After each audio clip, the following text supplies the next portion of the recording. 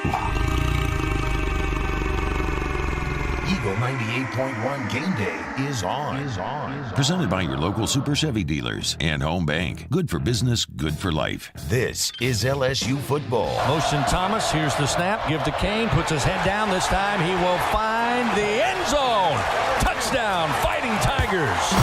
Daniels looking to throw, fires a bullet, caught. DeRay Jenkins back of the end zone. Touchdown, Fighting Tigers. LSU football on Eagle 98.1, the flagship home of the Tigers. Tonight from Tiger Stadium, it's the LSU Tigers And the Southern Jaguars. Now, here's Charles Sandegriff and Matt Musso. From Rouse's Market, corner of Burbank and Lee, welcome to Eagle 98.1 Game Day, presented by your Super Chevy dealers and Home Bank. Good afternoon, everybody. I'm Charles Sandegriff, along with Matt Musso and our entire ESPN Baton Rouge staff, as we walk you up to the kickoff for tonight's game between the LSU Tigers and the Southern Jaguars. The Tigers come in with a record of 0-1, losing last week in New Orleans to Florida State 24-23. The Jaguars are 1-0, having beaten Florida Memorial 86-0 last week at A.W. Mumford Stadium. It's a historic game. Never before have these two crosstown universities met on the football field, and it's been a tremendous week. The meetings of officials from both campuses have covered social, economic, and academic topics in a spirit of cooperation inspired by an athletic event. The campus is bustling, potentially the largest amount of people ever on an LSU game day, a unique tailgating experience if there ever was one. And later, two fantastic bands are going to put on a show that may, quite frankly, be the most anticipated halftime in the history of the stadium. Put another way, this should be a great day for Baton Rouge. Now, from a football standpoint, LSU has much to improve on following last week's loss. Few, if any, areas of the team should have escaped strong coaching during the week. Brian Kelly's home opener may have a lot of things going on around the game, but it's the 60 minutes of football that will receive his undivided attention. We'll spend much of the next 3 hours talking about the what's and how's of what Kelly has spent the week correcting. Southern also has a first-year head coach in Eric Dooley, though his debut last week couldn't have been any different from Kelly's. When you win 86-0, makes for an easy film review. But, of course, there's a big difference between Florida Memorial and LSU. Southern has played Power 5 conference teams before, and they obviously have a resources disadvantage in the game. But it doesn't mean they won't compete. The historic competition begins in roughly 5 hours. We've got a big show planned for you today. Everybody on our staff will be pitching in. Jimmy Ott, Gordy Rush, Shay Dixon, Jacob Hester, Matt Moscona, Jeremy Hill, all will be a part of the show today. From the Advocate, Jim Klein-Peter is the beat writer for the Southern University Jaguars. He is with us. Jim Nagy from the Senior Bowl will present our scouting report. We'll hear from the players, the voice of the Tigers, Chris Blair. And we'll keep you up to date with what's going on around the world in college football. I can tell you right now that it is deep into the third quarter in Austin, Texas, and Alabama is losing. So, we're off to quite a start. We'll take a break. We'll come back and we'll get things started here from Rouse's at the corner of Burbank and Lee. This is Eagle 98.1 Game Day.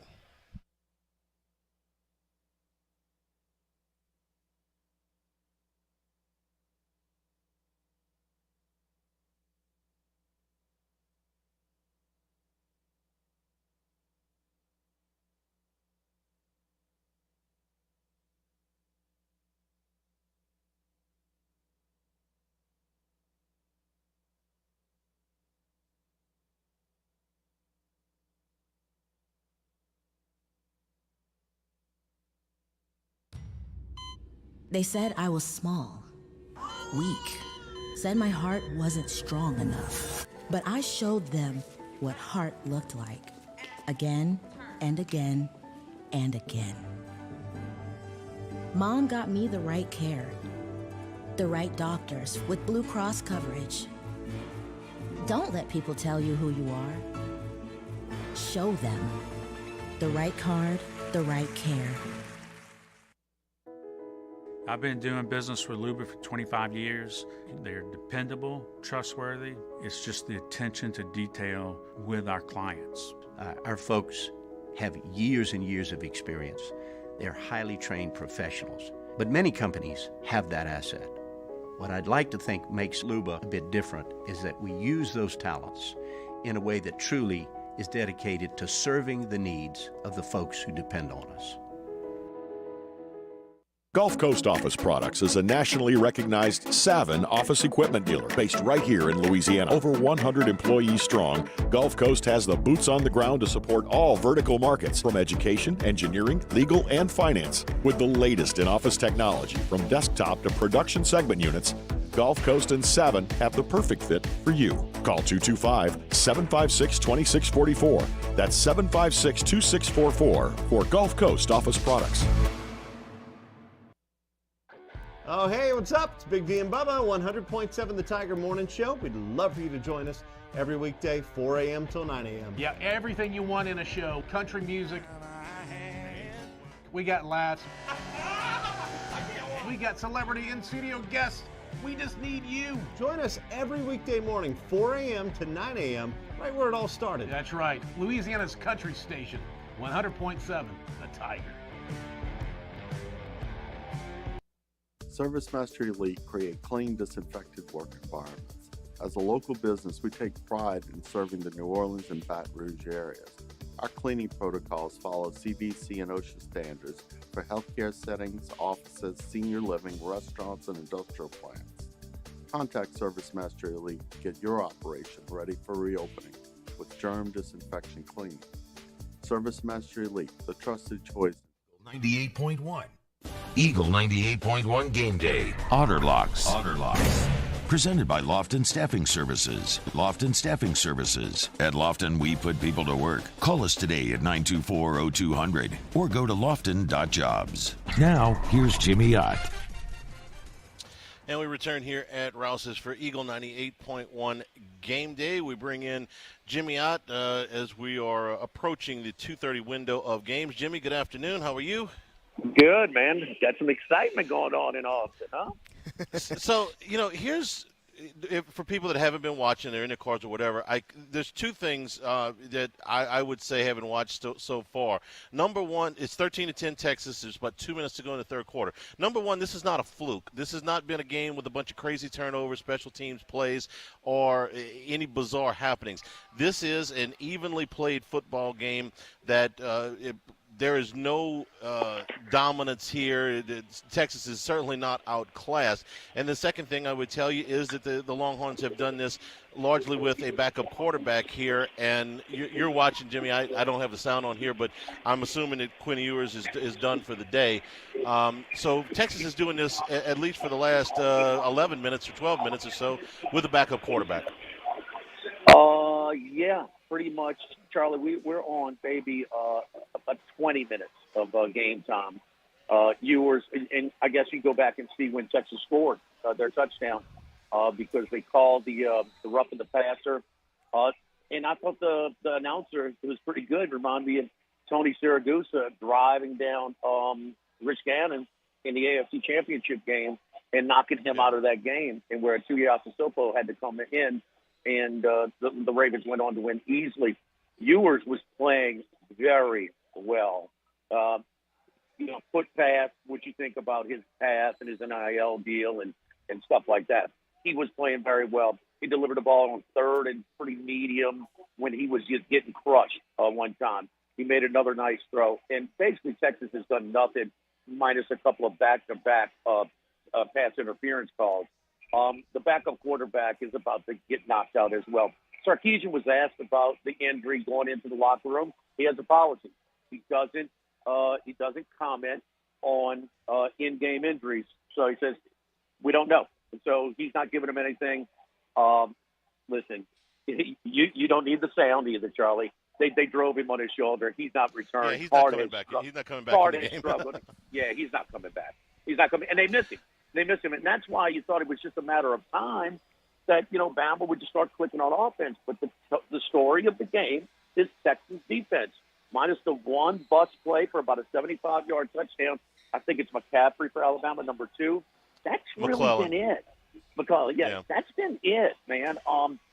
Gary Patterson, long time coach at TCU and turned down buku bigger jobs in TCU along the way. He is, I got to tell you, man, he's got his defense really playing, and his crowd is just building and building and building. And the team is starting to believe a little bit more and more. So now Texas has a little bit of a drive. This is about maybe a 30-yard drive right now. This is about the most sustained drive they've had since yours has been knocked out. But they're up 3 and now inside the Alabama 35. You know, I don't know if it'll end up coming down to one score, but the opportunity for Texas to get points at the end of the first half, I'm having a hard time getting out of my mind. The 20-yard field goal was missed. It looked like I kicked it. He missed it so badly. So I've got that in the back of my head, Jimmy, that they really botched an opportunity there to get points at the end of the first half. Oh, there's no doubt. I think it was about 8 seconds, and they threw one in the end zone. It was incomplete, out of bounds, and 3 seconds to go, they had to kick from the left hash. And, you know, we see a lot of times where the kickers will try and move the ball back, take a penalty to give themselves a better angle. It was a low snap.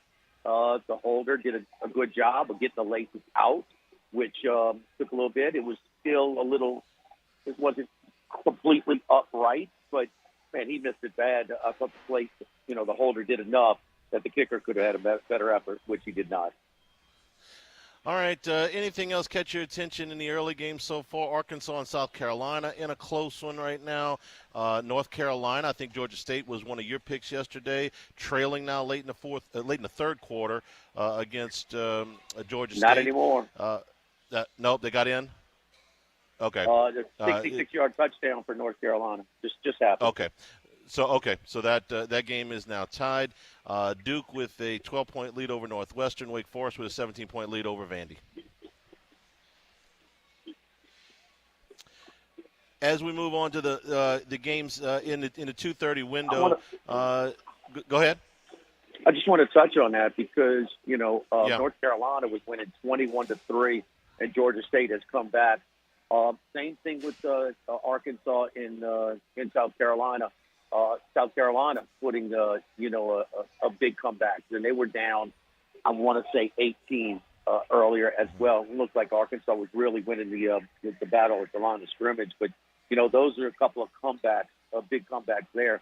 I'm going to tell you one, Charlie, that's been a little surprising is Southern Miss played really good today, and a first and goal interception. The quarterback had made so many plays, but he threw a really bad interception. But we talked about them. They got 20 more scholarships this year. They almost beat Liberty. There was multiple overtimes last week in Hattiesburg, and they've been more than respectable today, only trailing 24-7, catching 27.5 in Miami. 2:30 window, premier game in that slot, Jimmy. Tennessee and Pittsburgh. We get our first real look at Tennessee to see if they're for real. I'm high on them. I like the quarterback an awful lot, but Tennessee's been teased before that they were coming back. Pittsburgh was in a real competitive game with West Virginia. They got the win last week, so that'll be the top game in the 2:30 window. Yeah, and sort of the lower ranked team, is that right? The lower ranked team is favored on the road against the higher ranked team. That is correct. 24th to 17th. Yeah. So that's not the unranked favorite over the ranked. And Charlie, this is on the road, and it's been a big public play, but you have seen some buyback on Pitt. I'm looking at 6 right now after it was 7. During our show yesterday at Rufino's, we were monitoring the Bet Rivers numbers, and we saw how it was teetering back and forth from 6 to 7. So I'm intrigued. I mean, it's kind of a stay-away spot for me. I know you like Tennessee, and I can see why. I mean, what is Hooker's touchdown interception rate last year? Ball State 31-3. 31-3. What's that? 33-3 now.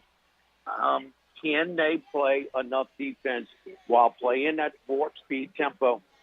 I would think Tennessee probably the most up-tempo team in all of college football. And Pittsburgh, man, coming off of an emotional win. That place was rocking. They had to leave a little bit of emotion on the field there. Tennessee had that warm-up, peeking ahead a little bit to this matchup today in a revenge spot. I would lean toward Tennessee, but it's a tough one. That's a decent amount of points on the road. Otter Houston, they travel to Lubbock today. Correct me if I'm wrong, this one opened up about Texas Tech -2. I'm looking at -4 here right now.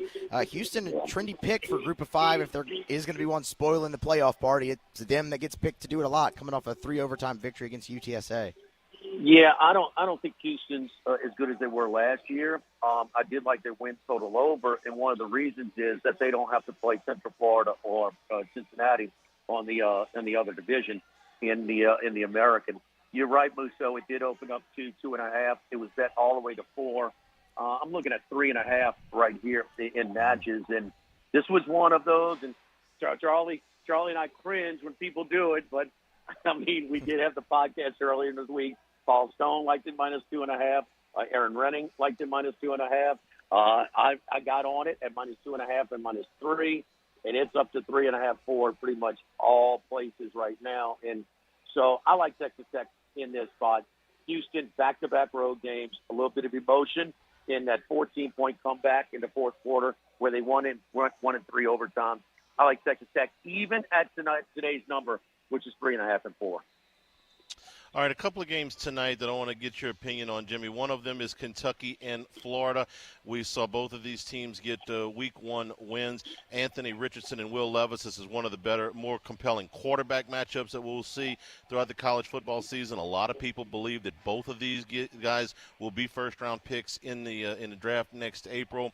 And then a very, very late game. We're going to probably spend a lot of time talking about this next week, depending on how it comes out, which is Mississippi State at Arizona. It's a 10 o'clock kick in Tucson for the Pirate and the Bulldogs. Yeah, what is that? 10 o'clock, a kick for State. I'm sorry, I'm sidetracked from this 3rd and 5 for Texas at the Alabama 7. They're going to come 4 yards short, so they'll probably kick for a field goal. First, Kentucky and Florida. Emotional advantage to Kentucky. They had their tune-up game against Miami of Ohio. Gonzalez is still ruled out. There's some sort of NCAA eligibility issue that they have not gotten cleared just yet. But they, again, kind of peeking ahead to this matchup against Florida. And Florida was, knee-deep in an emotional event.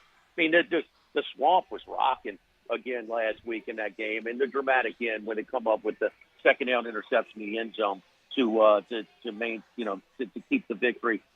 6 points seems to be a lot. I'm not high on Kentucky this year. I think it's Levis and a lot of other guys. Although, when they lost Wendell Robinson, who was, set a Kentucky record for receptions and yardage last year, they've kind of softened that blow a little bit with the Virginia Tech transfer who came over and had a huge day for the Wildcats. I like Florida to win, but I love the points here. Kentucky, without Rodriguez, only rushed for 50 yards against Miami, Ohio. Florida, the one thing we could tell early at Napier, he's got him playing hard. But, man, this is a tough act to follow after such an emotional win. First game for Napier, the whole bit. But, yeah, Charlie, talk about some guys with some raw ability. Big, strong, athletic, strong arms. Both these quarterbacks, Levis and Richardson, they have a chance to go very high in the draft. And what was the other one, Charlie? Again, Mississippi State and Arizona, the late game. Two teams that look really good in Week 1, and I've seen difference of opinions on these. Buddy Chris Malinka, the Bear, he likes State here on the road. Matt Humans from Beeson, he likes Arizona in this spot, and the second-year Arizona coach really did a good job. He got the Washington State quarterback to transfer. When they had all of their issues, they lost a lot of people last year to the transfer portal. And he picked up the wide receiver from UTEP who had 8 catches for 150 yards and I think it's 3 TDs. So, it should be where you made that trip to Tucson, I think, in 2003, Charlie. And it's kind of hard to get kind of an electric atmosphere in Tucson. But they may have that one after a big win on the road against respected San Diego State team. It's a tough one for me. I think Mississippi State, the third-year quarterback, third year for Mike Leach in his system. Historically, third year, he really kind of got it going at Texas Tech. Third year, he really kind of got it going at Washington State. We thought it would be tougher in this league, but, man, he sacrificed short-term to get that kid in there and get him some reps early. It's paying off right now. They look really clean against Memphis, who's defensively challenged. But I think a lot of points will be scored in that game in Tucson tonight. Seems like a lot of points on the road for Mississippi State. Maybe peeking ahead next week to that conference opener in Baton Rouge. Keep in mind, last week was a revenge game for them after that fluke loss in Memphis a year ago. Otter, USC on the farm tonight at Stanford. Teams have split the last 10. It was the final straw for Clay Helton last year when Stanford went to L.A. and beat him. A lot of people jumping on USC early after just one game when they trounced Rice. Looking at 9.5 right now on the road in favor of the Trojans. It didn't take one game. They were as soon as they announced That's fair. In the offseason, I mean, you check out the odds to win a national title, the odds for a team that had such a poor record and such poor statistics defensively, and a team that did very little to improve that side of the ball. It's going to be a lot of shootouts for USC.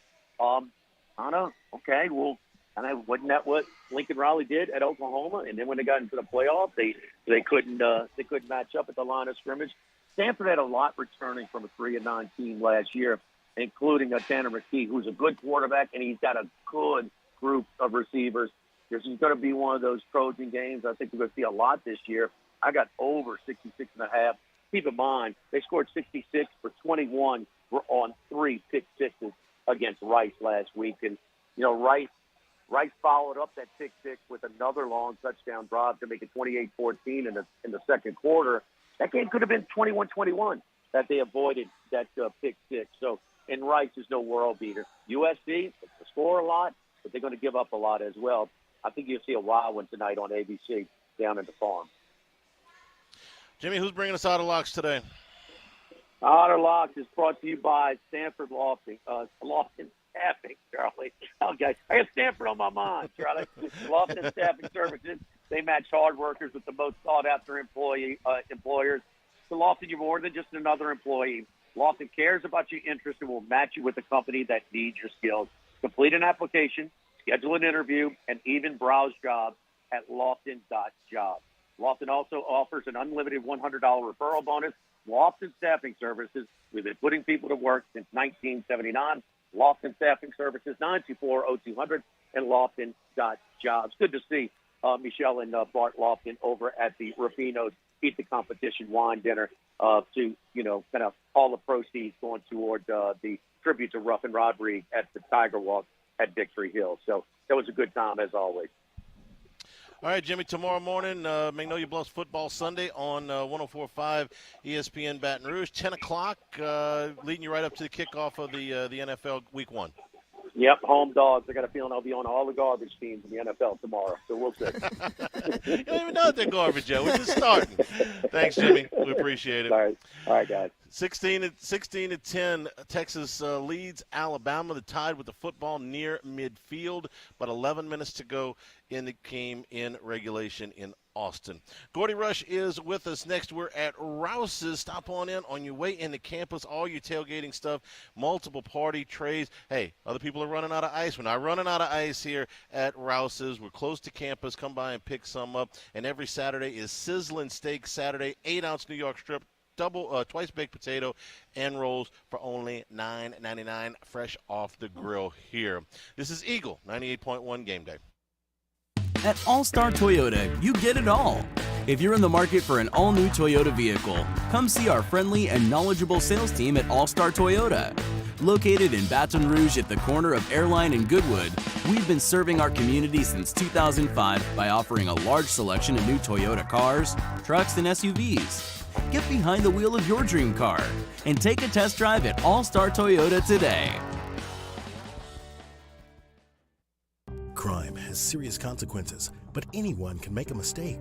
If you find yourself in trouble with the law, know that you have rights, and it's okay to demand them.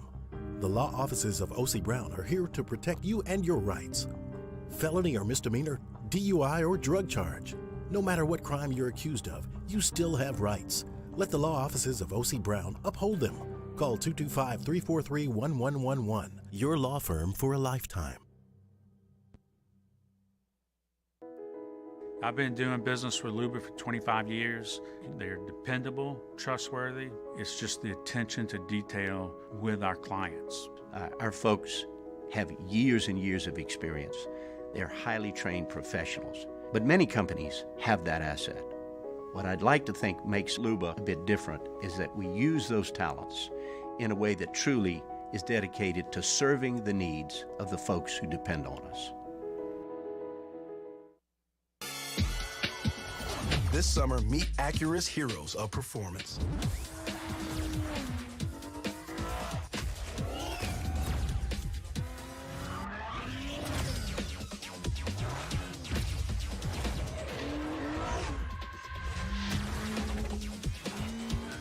Only available at the Acura Summer of Performance. This summer, visit your local Acura dealer for attractive offers on the MDX.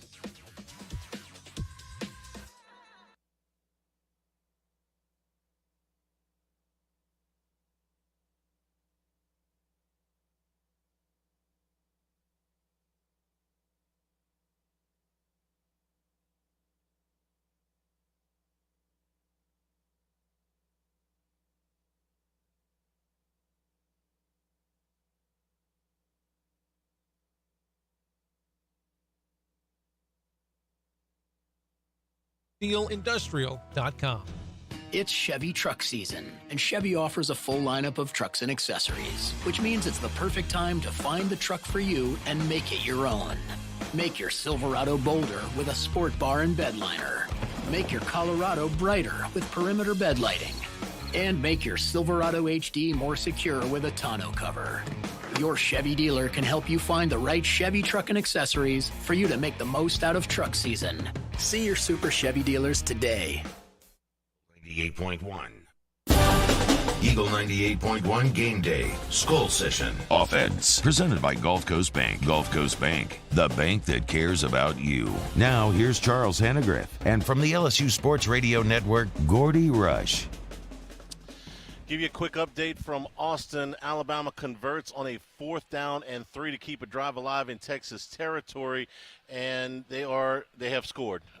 Just go in for the touchdown here to make it a tie game, 16 apiece with the extra point to come. Musso, check me the time there. It looks like 8:29. 8:29 to go in regulation. Let's bring in Gordy Rush now as we take a look back at what happened to LSU last week offensively against Florida State. Gordy, good afternoon. Charles, thanks for spoiling that touchdown for me. I've got YouTube TV here, and so you called about 10-second delay. So thanks, Musso. Appreciate you guys just ruining my big Saturday noon kickoff. Well, sorry about that. Maybe you could have got a live line and taken advantage of it. Okay, so after a week's worth of digestion and looking back at the film, what is fixable in a week off of their performance against Florida State last Sunday? Well, a couple of things I'm looking for in particular. You talked a little bit throughout the week. Is there going to be any rotation on the offensive line? What's your best 5? And I didn't get a chance to look at the tight cuts, so I didn't see how these guys graded out. But a couple of things jump out is number one, you got to be able to run the football more effectively with the running backs. It needs to be more than just Jane Daniels. Number two, you have to get these tackles help in pass protection. Historically, Denbrock has run a lot of 12 personnel, 1 back, 2 tight ends. They decided to run more 11 personnel with just 1 tight end and keeping a 3rd wide receiver on the field. And that makes sense because LSU is loaded at the receiving core. So does he bring more 12 formation and take that 3rd receiver off the field? And then no huddle. That's what worked in the second half, and tempo with that no huddle. And Coach Kelly talked about Thursday in his coaches show that they felt like Jane Daniels really felt comfortable with the tempo. I just wonder if the no huddle, yes, it limits defensive lines from defenses from substituting. It limits I think the variety of calls and the blitzes that they can bring. I'm just wondering if the tempo is sustainable with some of the hits you've taken on the defensive side of the ball. So those are some of the things I'm going to be looking for adjustment-wise tonight when LSU has the football. It was very noticeable that Keyshawn Boutte was not a big part of that game last week, and it was something that Brian Kelly addressed in his weekly press conference. So when you're looking for ways to get Boutte involved in the game in this offense, what's the easiest way to do that? Well, I want to get him running across the field. You know, I wasn't crazy about some of the ways that they used him twice. They ran a little hitch route. We hadn't seen Bouquet catch a lot of hitch routes, a little 5-yard curl. And then another time, one of the drops, the second drop he had, he ran kind of a choice route, and it was a scramble drill, and he just kind of found an empty spot in the zone defense of Florida State, and he dropped the football. Like, my memories of Bouquet is running away from man coverage, running down the football field. And so I'm wondering if maybe there's some better people that are better receivers, personnel that can run some of those mid-level routes that they try to throw him the ball. But they definitely have to get him started early in this football game. Combinations aside, what are some of the ways that this offensive staff can help this offensive line? I'm talking about help from the tight ends, help from the running backs, any kind of schematic things that they can do to help this group out. Yeah, especially on the tackle side, and we're not going to see it tonight. And Florida State had some very good edge rushers. In fact, their front four was pretty good. And so you had to wonder on each side with a tight end and a running back where you were going to deliver the help. But that's, again, schematically, what do they do different tonight? And I'm interested to see what they do. Kind of keeping in that same vein of maybe 12 personnel or keeping guys in, how do you avoid coming predictable if you're LSU on offense with that? I mean, you know, Mason Taylor's going to be in there more to catch the ball, at least right now. That was kind of the talking point this week. But do you throw a Jack Mashburn in there, a Cole Taylor, but does that allow you to become more predictable in pass protection and those guys not being out there on a route? Yeah, that's a great question. Look, if Mashburn or even Cole's on the field, I'm a defensive coordinator. When you get a league in the SEC, I think that this will be one of those tips that you just don't have to worry about those guys as much in coverage. And then if Taylor's in, I want to bring pressure his way. I want to see him block. That's not his strong suit right now. So I think some people scheme that way. The overriding theme that I have is if your best personnel is your wide receivers. And I think to take a third wide receiver off the football field and put another tight end puts you at a tremendous disadvantage in that third wide receiver is going to push a linebacker or a safety out of the box and give you better numbers. You've just got to find a way to block what's in the box more effectively than you did in the first half against Florida State. And that's why I go back to, Charlie, what we talked about in Handycast earlier in the week. I think a lot of no huddle for this football team makes sense. Limiting personnel and limiting the defense, the amount of time to set up and dial up more sophisticated blitzes. We're here at Rouse's. You're making your way into campus. Stop by. Got all the tailgating stuff that you could need, and they're not going to run out of ice. Plus, they got draft beer on tap. Do a little shopping. Get a cold one. We got a Beta. We got Bud Light. We got Shiner Bar. Come on, get a draft beer. Do your shopping, and then head to campus. We're here at Rouse's, corner Burbank and Lee. Come back with flip sides of the ball. Talk about LSU's defense and special teams. This is Eagle 98.1 Game Day. Service Master Elite create clean, disinfected work environments. As a local business, we take pride in serving the New Orleans and Baton Rouge areas. Our cleaning protocols follow CDC and OSHA standards for healthcare settings, offices, senior living, restaurants, and industrial plants. Contact Service Master Elite to get your operation ready for reopening with germ disinfection cleaning. Service Master Elite, the trusted choice in professional cleaning since 1996. It's no secret. The best oysters in Baton Rouge are at Jolie Pearl Oyster Bar. Enjoy mouth-watering South Louisiana flavor and oysters from all over the country. And don't forget our nightly drink specials.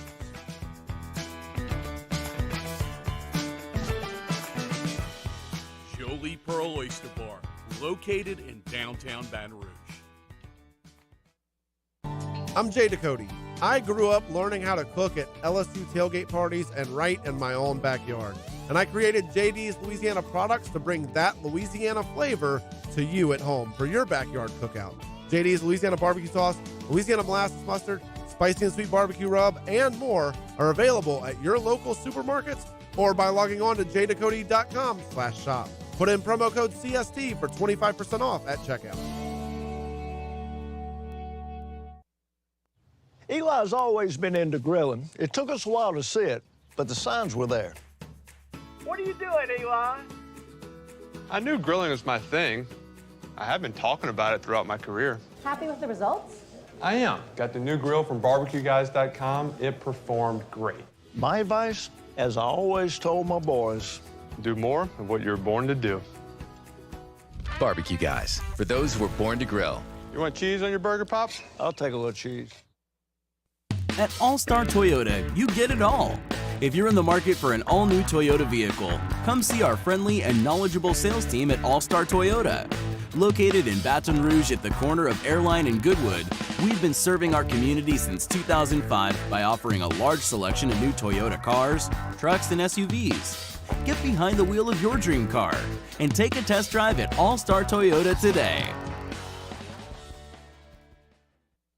Crime has serious consequences, but anyone can make a mistake. If you find yourself in trouble with the law, know that you have rights, and it's okay to demand them. The law offices of O.C. Brown are here to protect you and your rights. Felony or misdemeanor, DUI or drug charge. No matter what crime you're accused of, you still have rights. Let the law offices of O.C. Brown uphold them. Call 225-343-1111. Your law firm for a lifetime. 98.1. Eagle 98.1 Game Day. Skull Session. Defense. Presented by Edward Jones, making sense of investments. Now here's Charles Hannegriff. And from the LSU Sports Radio Network, Gordy Rush. Back here at Rouse's Eagle 98.1 Game Day. Gordon, let's get to the defensive line here because LSU is going to be without some people tonight. Obviously, Mason Smith is done for the year. Ollie Gay's serving a half suspension. And to be honest with you, B.J. Ojolari and Jaquilin Roy came out of that game a little bit gimpy last week, so I wouldn't be surprised if we saw a lot of people tonight on that defensive line. What did you see up front a week ago? Well, that LSU defensive line wasn't as dominant, I think, as we thought they would be. And they weren't really able to get pressure on Travis, Florida State's quarterback. And then when they got there, they had a lot of missed tackles. So that was a little bit of a surprise for me. So they're going to have to run more numbers. You lose somebody like Smith, you can't expect for Wingo to take the majority of his reps. And so I'm interested to see some of these young guys that we've seen glimpses of at fall camp and see if they perform better tonight. One of the things that you pointed out in the podcast, the Handicast, was that the linebackers had a difficulty picking up receivers that were coming across their face, coming through the zone. And so is this something that you just practice, you fix, or you're looking at some real schematic changes here? Well, I think it's reps, and you've got to get comfortable with it. And it's a change in defensive philosophy. And let me go back because I had a chance to think about this after the Handicast on Tuesday. Is the last couple of coordinators, Dave Aranda ran a heck of a lot more zone at Wisconsin than what he brought to LSU. And the reason is I think these players here got more athletic. The 7-on-7 is a bigger thing down here, and high school defenses play blitz more and play more man-to-man coverage than they do zone 20, 25, 30 years ago. Durante Jones had that same problem, came from the NFL mentality, and we saw just breakdown after breakdown in the first half of the season, especially in that UCLA game. That was enough for one season right there. And so enter Matt House, who does a good job of showing a whole lot of different looks. What I saw, and then reading between the lines, what Brian Kelly had to say about communication issues between the safeties and the linebackers, I saw times in which LSU did not set the edge. They weren't executing and getting into the right defense. And then the linebackers and the safeties, when they played zone, they ran some nice zone blitzes. And with that zone blitz, then either a safety or linebacker is dropping into zone. I saw defenders dropping back to a spot on the football field, looking at the quarterback's eyes, but not looking up routes. You're taught if you're a linebacker, if I'm dropping to the middle of the football field, I need to be able to see the quarterback in one eye, but I'm looking up the inside receiver, because there's route patterns, and you're just not playing a spot. You're playing an area and trying to gravitate to the closest receiver in that area. Let's move to special teams. I actually spend more time on special teams than we do on defense. There wasn't a single area of the special teams that did not need some kind of correcting. Some of this stuff is as easy as, personal fouls after a kickoff, but particularly the kick protection, Gordy, there were multiple breakdowns, and they changed personnel in the middle of this game to try to fix it there. So I don't imagine it was a real pleasant special teams film session this week for LSU. No, and look, I think you expect growing pains with all these new specialists. You're a little surprised Bramblin had a shank, but you had new place kicker, new snapper here, even Neighbors coming in as a new returner. Drops 2 footballs in that. But the one that jumped out to me was the PAT field goal. To me, that's just fundamental. In this day and age, you're knee to knee instead of ankle to ankle, and everybody's stepping down. There's new rules now with so many rules for player protection in college football that it almost prohibits you from jumping over the top of somebody inside trying to block a field goal. So that being said, force everything to go around and just to have a wingback struggle not to step down. That's something that should be correctable, and that's something that's that's on the coaches not having the player to execute. Really surprised to see that era out of a college football team. I don't know how. To me, being a special teams coach would be frustrating at times, because what can they do other than say, Neighbors, catch the ball? He's been catching the ball the entire time. Bramlett doesn't mean to shank the punt. You tell a young player like Perkins, hey, don't hit after the whistle. We've been working on that. I'm with you. The schematics, the procedure of the point after protection that's a coachable moment. The rest of this, though, Gordy, is kind of on the players. No question. No question about that. You go back to the protection, and the thing about protection is that you just don't, in fall camp, you don't have your defense often selling out to block a kick outside of the outside guy that is just trying to get his steps, because it's an arch. You're trying to round that turn around the wing back, and there's so many steps, and you have your launch point and a spot that you want to block from. Not everybody's going 100%, but that's something that I think is going to be fixed the rest of the season. You go in there and you see the film and see that they weren't knee to knee; they were ankle to ankle, and it was Mason Taylor, the true freshman, that he's got a lot on his plate, having to play right away. He's got to step down and be physical and close out that gap. All right, this is the game that you have been waiting for your entire life. For the past 2.5 decades, you have been our band aficionado. I know you've been doing some snooping this week to try and get a little bit of info on this top secret halftime show between the two bands. So give me a sneak preview. What are we going to see? I know you've been working this angle all week. Yep. Yeah. Charlie, unfortunately, I can't. I was given some really high-level access, in which I was able to get in and not only see the walkthrough, but I was able to see the Wednesday, the real physical day, where the tuba players kind of bang each other a little bit, and the drum majors are running. It's full dress rehearsal right on Wednesdays. Full dress rehearsal. Yeah. And then they were so kind enough out there on the bluff to let me at least see the Monday, where it was a correction day, right? They were correcting some of the errors they had from Florida Memorial. So I swore to both to both band directors in the city, from Dr. Greggs to the late Frank Wicks. They love me, and so for me to get that sort of access, I just can't come on your pregame show and drop this inside scoop. Well, all I know is that Jimmy Ott told me that the Southern band, the Human Jukebox, is a 2-trombone favorite at halftime tonight. So there's no doubt. I mean, this is LSU can't come out with Lawrence Welk tonight and expect to win the Battle of the Band. You better bring it tonight. Gordy, appreciate it. We'll talk to you in postgame. Thank you, Charlie. All right, 17-16, Alabama with the football down inside the 25-yard line. I told you that field goal was gonna bother me, that 20-yard field goal. But Alabama with a 1-point lead and the football inside of 4.5 minutes, and they are just inside the 25-yard line of the Texas Longhorns. Full scoreboard is next from Rouse's. This is Eagle 98.1 Game Day. When I was a boy, I spent my days climbing trees, catching fish. Barefoot in the river I walked, listening to crickets, counting stars. This was home. After my stroke, I wondered if I'd make it back to the people and places I love. But I got the right doctors with Blue Cross coverage. Your card matters. Your home does too.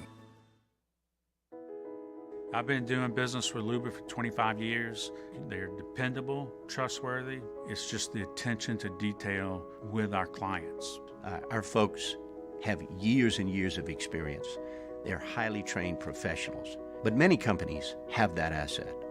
What I'd like to think makes Luba a bit different is that we use those talents in a way that truly is dedicated to serving the needs of the folks who depend on us. Gulf Coast Office Products is a nationally recognized Savin office equipment dealer based right here in Louisiana. Over 100 employees strong, Gulf Coast has the boots on the ground to support all vertical markets, from education, engineering, legal, and finance. With the latest in office technology, from desktop to production segment units, Gulf Coast and Savin have the perfect fit for you. Call 225-756-2644. That's 756-2644 for Gulf Coast Office Products. Oh, hey, what's up? It's Big D and Bubba, 100.7 The Tiger Morning Show. We'd love for you to join us every weekday, 4 a.m. till 9 a.m. Yeah, everything you want in a show. Country music.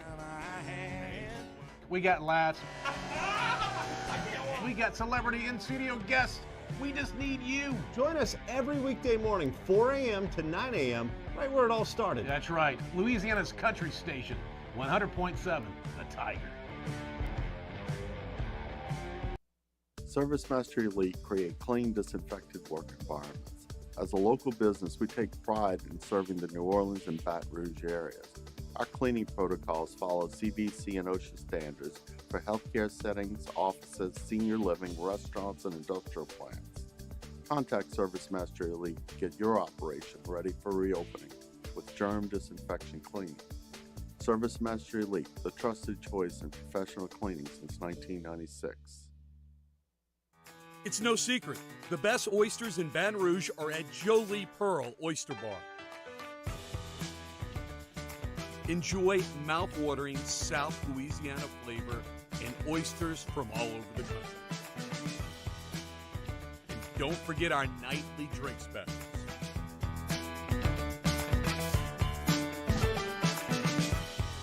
Jolie Pearl Oyster Bar, located in downtown 98.1. The First South Farm Credit College Football Scoreboard. First South Farm Credit, financing farms and land since 1916. All right, we start in Austin, where Alabama is holding a 1-point lead over Texas, 17-16. Musso, get me up to speed with what happened on this review. Okay, so Alabama was going for it 4th and 1, Hanny. They give the ball off to the running back. He dives forward, comes down short of the goal of the line to gain. The ball pops out. His elbow was down. They reviewed the spot. Turnover on downs. Okay, so Texas takes over with the football. How much? My eyes. That looks like 337 in counting. I used to be able to see that far. All right, 337, and they're down a point. Backup quarterback has been in the game since the second quarter. So, hey, this is real simple. You got a 3-minute drive. You get down, you get in the field goal range, you kick the field goal, and you beat the Tide. Nothing to it, right? Nothing to it.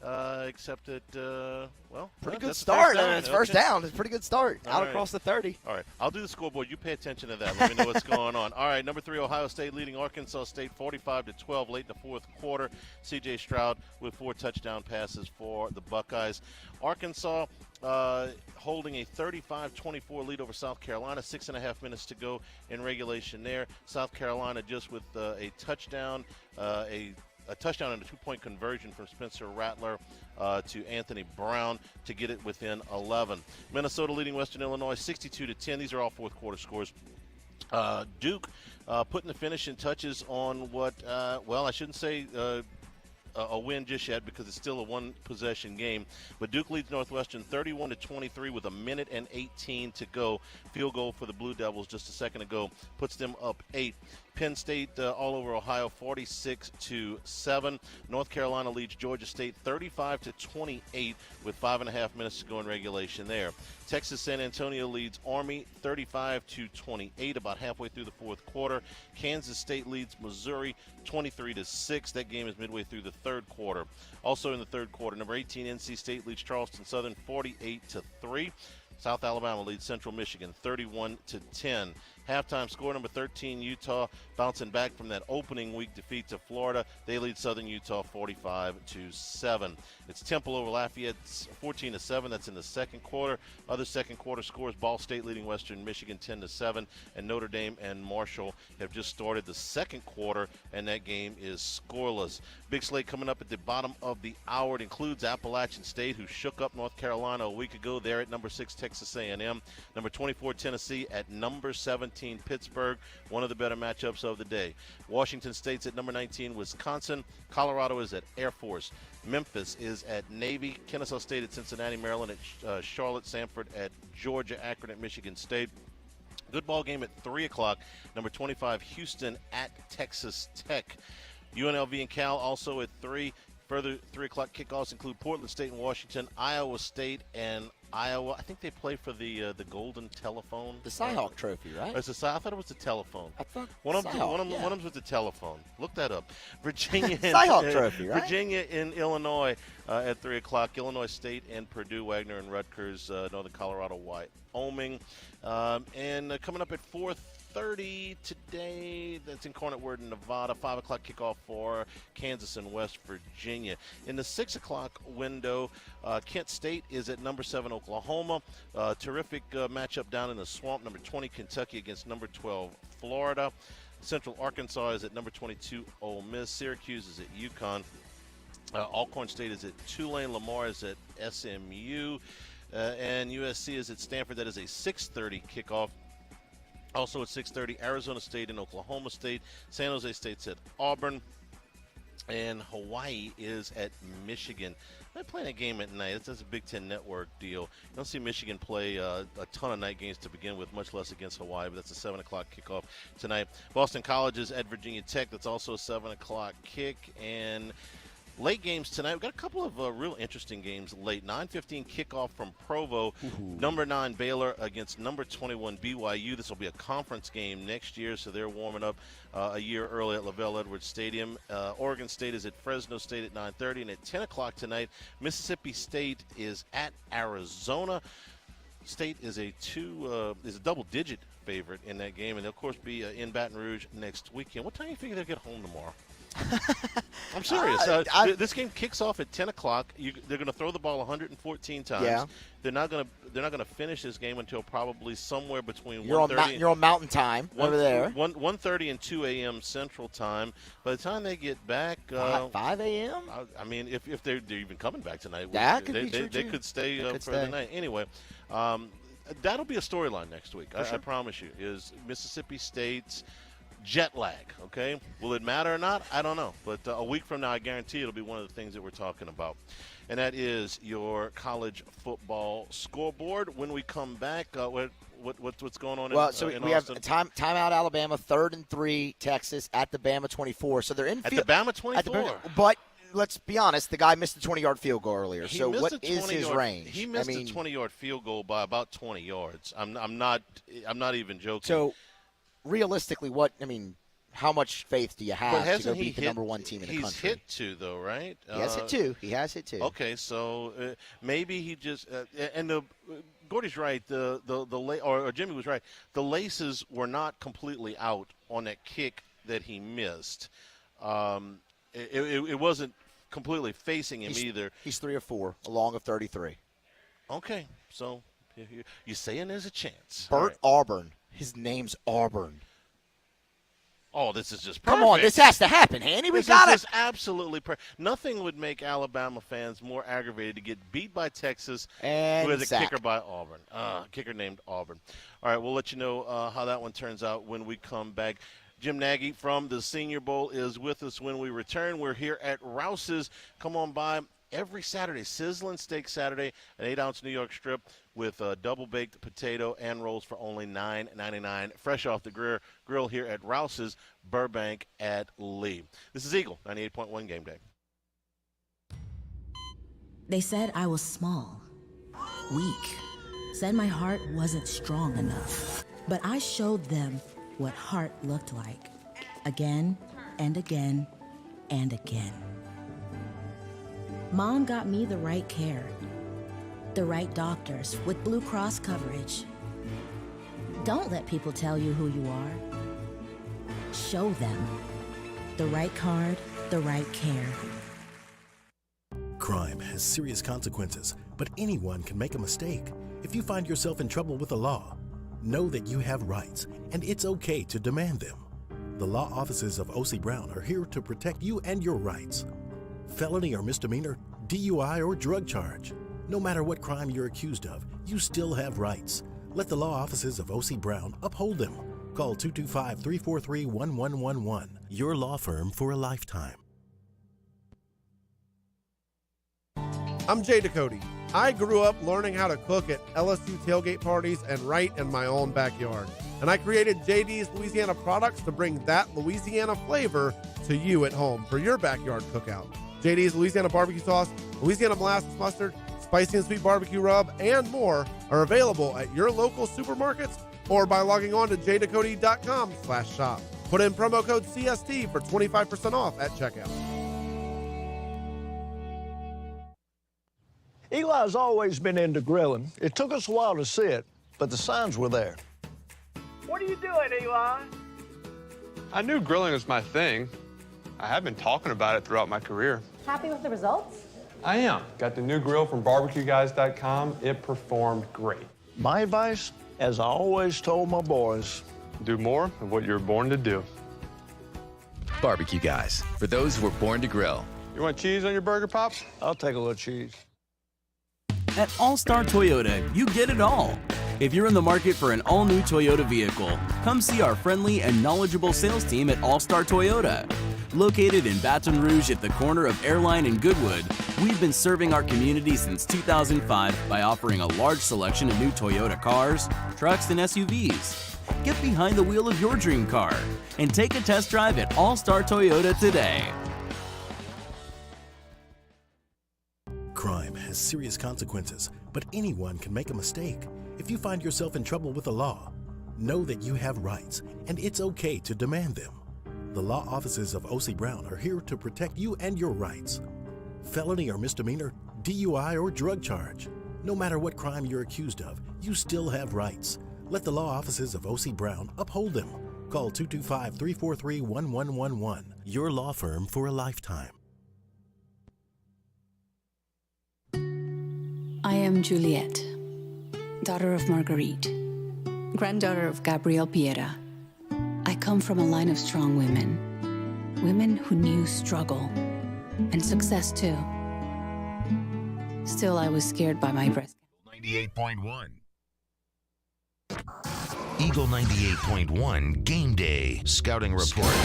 Presented by Demco. Demco, powering lives, brightening the future. Jim Nagy, Executive Director of the Reese's Senior Bowl, joins us to do our scouting report. And this week we're going to take a look at LSU's prospects for the Senior Bowl. Jim, good afternoon. How are you?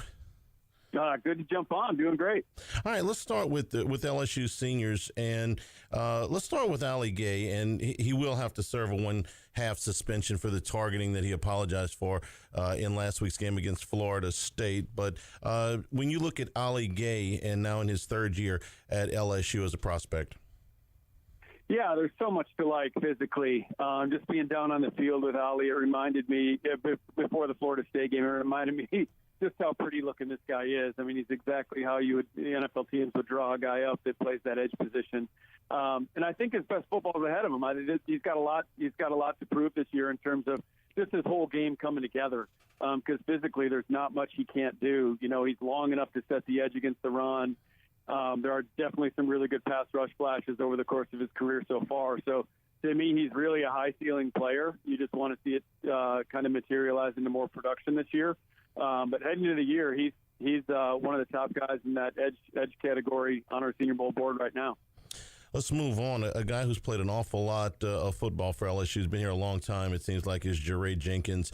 And he's been all over as a wide receiver. He's been on special teams. And, of course, he had a big game in week number 1. Jaray Jenkins getting his chance to be a starter in his final year.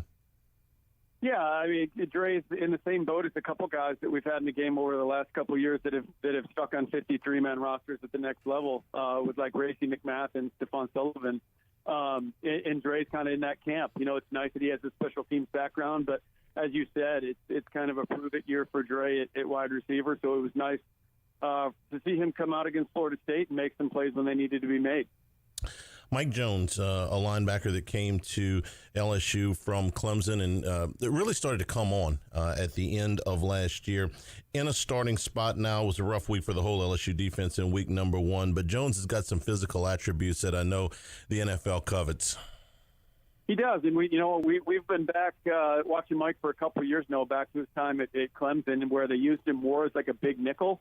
Which I when I spoke to him at SEC Media Days, he was really open about just wanting to go to LSU and have a chance to be more of a traditional linebacker. So this is, again, another big year for him because he's going to be used in a way that we haven't seen him and the NFL hasn't seen him. So just playing more in the box and navigating in there and sorting things out, and just see how good his instincts are when there's heavy traffic. So and again, he's not the biggest guy in the world, so see how he holds up in there. He's put on some good weight. So again, there's a lot of these LSU guys fall into that category this year, but kind of a big prove-it year for Mike Jones.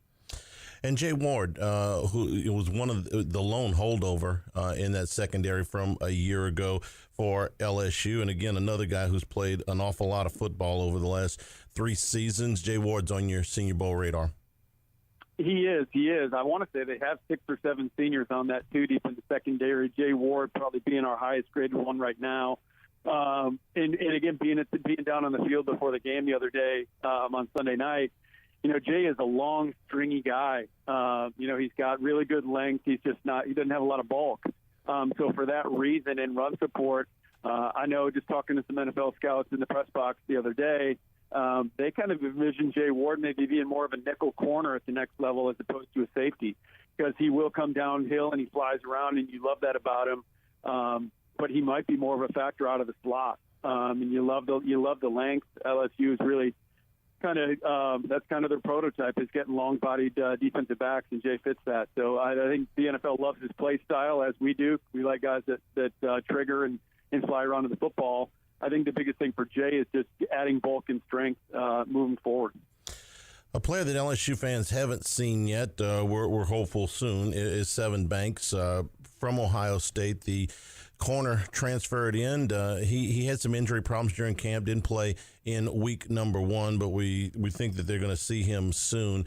You played at Ohio State and LSU. You've obviously got a lot of athletic ability. So where does Sevyn Banks rank right now?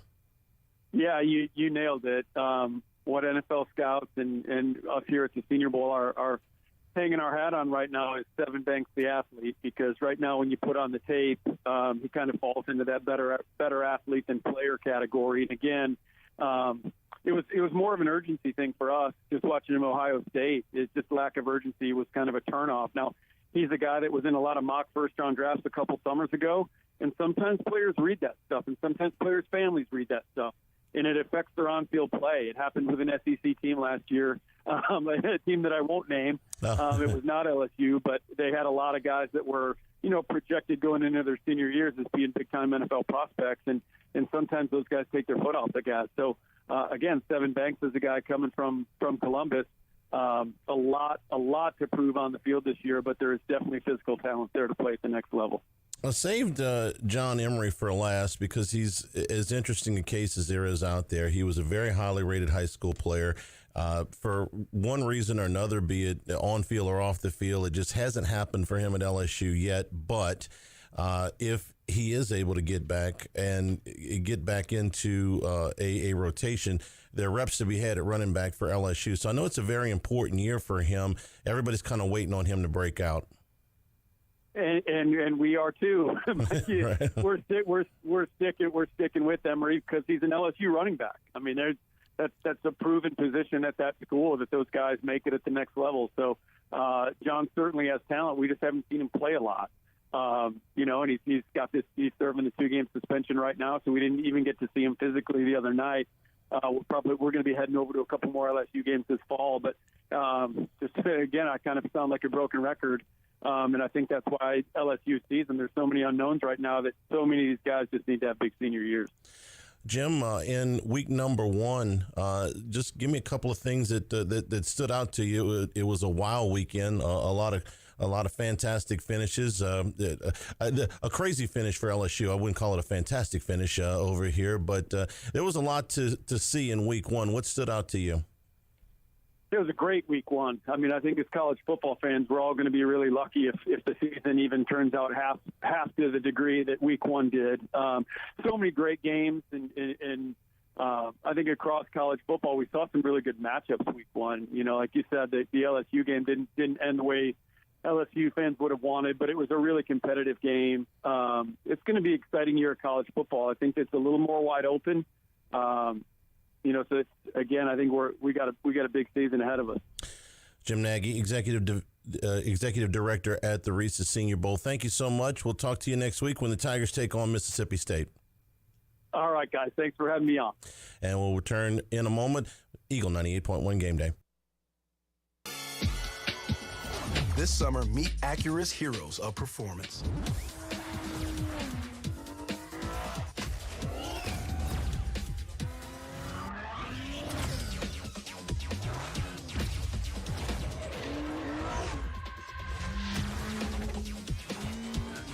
Only available at the Acura Summer of Performance. This summer, visit your local Acura dealer for attractive offers on the MDX. Gulf Coast Office Products is a nationally recognized Savin office equipment dealer based right here in Louisiana. Over 100 employees strong, Gulf Coast has the boots on the ground to support all vertical markets from education, engineering, legal, and finance. With the latest in office technology from desktop to production segment units, Gulf Coast and Savin have the perfect fit for you. Call 225-756-2644. That's 756-2644 for Gulf Coast Office Products. Oh, hey, what's up? It's Big D and Bubba, 100.7 The Tiger Morning Show. We'd love for you to join us every weekday, 4 a.m. till 9 a.m. Yeah, everything you want in a show. Country music. We got laughs. We got celebrity in-studio guests. We just need you. Join us every weekday morning, 4 a.m. to 9 a.m., right where it all started. That's right. Louisiana's country station, 100.7 The Tiger. ServiceMaster Elite create clean, disinfected work environments. As a local business, we take pride in serving the New Orleans and Baton Rouge areas. Our cleaning protocols follow CDC and OSHA standards for healthcare settings, offices, senior living, restaurants, and industrial plants. Contact ServiceMaster Elite to get your operation ready for reopening with germ disinfection cleaning. ServiceMaster Elite, the trusted choice in professional cleaning since 1996.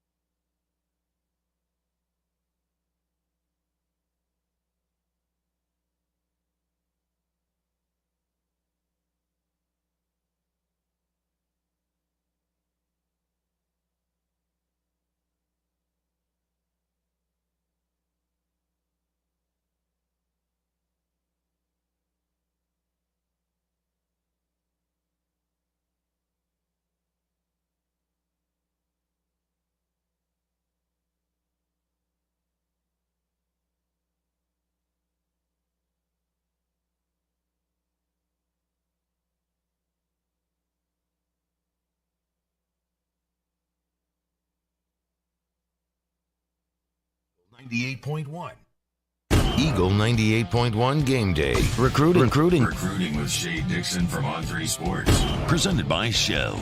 Shell is the rhythm of Louisiana. And we're back here at Rouse's Eagle 98.1 Game Day. Don't forget, beer on tap here while you shop. Bud Light, Shonderbach, Abita. Come in and get a cold one. Get all your Game Day tailgating supplies, party trays. Look, if you've got to order ahead, it's okay. We got some ready-made party trays ready to go. They will not run out of ice. I can promise you that. And, of course, it's Sizzling Steak Saturday. Every Saturday here, 8-ounce New York strip, twice-baked potato and rolls for only $9.99. Let's bring in Shay Dixon now from On 3. Shay, good afternoon. How are you? Doing well, Charlie. How are you? I guess am I the penultimate experience was watching Bama, Texas, and then here I am. Yeah. So while we were away, Alabama kicked a field goal to win the game, 20-19. Texas had their opportunities. They missed a short field goal right before the half. They missed on a blitz at what would have been a sack. I mean, the blitz came free, and it was an absolute open shot on Bryce Young at the 45-yard line with about 30 seconds to go, give or take, 35 seconds to go. Alabama would have had to take their final timeout. They'd have been behind the sticks, and he missed him. Young ducks, he went right over the top of him, and they didn't get the sack. Bummer. I thought not that it does me my heart any good to root for Texas, but I prefer to think of it as rooting against Alabama. Shay, you understand that, right? Was it going to end any other way, Charlie? That's what you really need to think about. Just don't even get your hopes up. No, it was pretty bad. All right, let's talk about first of all, let me go back a week and what they were able to do with the neutral site game, which was get some guys some tickets, and any notable movement there from players that they were able to get in the building to see LSU and Florida State last week. Yeah, with the neutral site game, they could, it's more of a recent thing. The NCAA is going to have a blanket ruling across the board that both teams in a neutral site game can invite kids to the game and get them tickets. And they still can't go in the locker room or any of that like you could for a home game or the sidelines. But they got to watch from the stands. And they had a nice visitor list. Today's visitor list is really impressive. But it was a big one for an opening weekend. Being in New Orleans obviously helped. They got a lot of the in-state guys there. Some notable out-of-state targets, guys, out-of-state commits, like Jaylen Brown, a kid out of Miami, a top 50 player at receiver, made the trip in. So when you're in a neutral site like New Orleans, like for a kid like that, it was easy. He hopped on a flight from Miami to New Orleans and was able to watch the game and get back home. So there's some benefit there from a recruiting perspective that when you're playing in these big cities, it's kind of easy for kids to get out there and see you. And Charlie, my biggest takeaway from reading all of the responses and hearing the responses from different kids, we've got some articles up on the site where you can kind of read what all the different guys had to say. But everyone's a lot more level-headed than fans, everyone meaning recruits, and probably more level-headed than we are sometimes, Charlie, because they seemed very bought into hey, we knew this was going to be a year where they won some and lost some. We're believing in Brian Kelly's vision. He's talked to us all about kind of resetting the foundation there and how we would be a part of it and how this is a multi-year kind of process towards getting back to where they want to be, both from an 85-man roster standpoint and the competitive product on the field. So there were no panic buttons being hit, and I think if you're an LSU fan, you love to hear that as you kind of brace for what this season has to come. Shay, I think that's worth repeating because you have told me that over and over and over again for as long as you've been covering recruiting, that whether the team wins or loses in the game where they visit rarely makes an impact. And that goes both ways. It's not, hey, they won this big game, they're going to get this slew of commitments. If they do, it's not necessarily because they won. And then if they do lose a game like this, it's not going to turn those guys off. Maybe John Emery, the year he came in, committed to Georgia, LSU beat Georgia, that daytime game, and he flipped his commitment. I don't know if that was why. But you've told me this many, many times. Whether they win or lose the game that particular day rarely makes a difference in a recruit's mind. Almost never. I actually love your example there of John Emery. That is the perfect way to say, okay, well, then when could it really help? Well, when you're recruiting a home state kid like John Emery. He's committed to a big out-of-state school, and they have a once-in-a-blue-moon game in Baton Rouge, and he's there, and it's an electric atmosphere, and they pull out a win for the upset. And certainly that kind of opened his eyes a bit to, oh, wait, I don't need to go to Georgia to win national championships or compete for them. I can do that here. And I would say that sort of swayed it. But 95% of the times, and I use the same little adage every week it seems on the radio, kids are not affected by it because they're competitors and they're on teams where they lose games in high school. And more often than not, probably like a lot of the LSU players, they view these games and those losses on Friday nights as, well, that wasn't as much they beat us, we beat ourselves. Or had we had one more minute, we would have beat them. So it's never a sense of, oh, well, LSU's lost a game or two, I'm no longer interested. That just doesn't happen. Shay, I wanted to get a quick thought about kind of the current class and looking at tight end. Obviously, we know that that's a spot on the depth chart that's thin. They like Mason Taylor. They're high on him. They'll have him going forward. You have one tight end in the class already for 23. Kind of looking back, it looks like the last time they actually signed two tight ends in a class was 2020. Is that a position you expect them to continue to target here going forward, leading into the early signing period? Absolutely, Moose. I mean, look, this is how you get yourself in the situation you're currently in. You go out and do all you're supposed to do and land the number one tight end in the country in Eric Gilbert. And then you even land another guy. Well, I guess landed Eric Gilbert in that class, and then he ends up, spending half a year on campus, and now he's gone. And you turn around and land another number one overall player in Jake Johnson, and as soon as his brother Max transfers out, well, then he's out of the class as well right before signing day. So those two burned you, and then Jalen Sheed was another tight end they signed in that stretch. He came to campus, and after one day back in, 2021, maybe 2020, he left. So they basically had three guys that they thought, whether it was signed them or got all the way up to signing day, that were going to be part of this roster right now, and none of them are. So Mason Taylor certainly is a bit of a godsend for him that has to be relied upon right away, and it looks like he can give you something. But Mac Markway, their one tight end for this year, was a nice pickup for him. I think he can do a little bit of all. He certainly can block, which is something we know that Ben Brock and them want, the OC, in terms of multiple tight end sets and a tight end who can block primarily, but they're going to have to keep it going. And I'm not sure I can look around and see it, around the country. Hey, here's a Kyle Pitts type player, or anybody that, hey, here's another Mason Taylor that could be a difference maker for you. I think it's going to have to be heavy in the transfer portal. I wouldn't be surprised if they took two transfer tight ends after this next cycle ends. Shay Dixon is our guest. Shay, a top 50 prospect for this year, Javian Toviano, on campus today, is that correct? Yeah, that's big. I mean, think of that. I mean, we just talked about that game to lead off, Bama, Texas, in Austin. This is a kid in Toviano who's a Lone Star State high school prospect. He's a top 5. He's ranked as a top 5 safety nationally. LSU's actually recruiting at corner.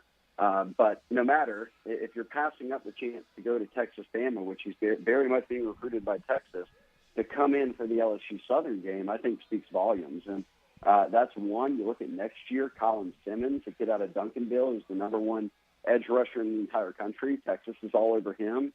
He passed up that game today in Austin to come to Baton Rouge. So some notable headliners, a ton of commitments, a lot of guys, not just for this year, but next year, I would say, is you're getting guys in early. You start to make that impact on them. They get to kind of have a feel for what Tiger Stadium has to offer. And I can go up and down the list, and I'm looking at its top 20 players at every position. So for a non-conference game, and obviously this is a unique non-conference game, but regardless, for a non-conference game, I haven't seen a visitor list that looks anything remotely close to this. So I would imagine it's a combination of Brian Kelly's first game and them wanting to get a lot of guys in, and also them playing an HBCU for the first time and it being Southern. This is a good basketball day, too, because there are two official basketball recruits on campus for the men, and Kim Mulkey has 4 top 100 prospects on campus today, of which 2 are in the top 10. So the basketball coach is working today, too. Yeah, it's a whole weekend of visitors kind of all over campus. And, while football doesn't have any official visitors, all those guys are unofficial visitors. McMahon and Mulkey are kind of heavy on the officials this weekend. For McMahon, he's got Wesley Yates in, who is a kid out of Texas, a pretty highly ranked guy. I think he's ranked number 29 overall prospect in the country, number 4 shooting guard. So we're talking kind of the elite of the elite. Texas has kind of been a school that's led the way there, but LSU's trying to make a surge.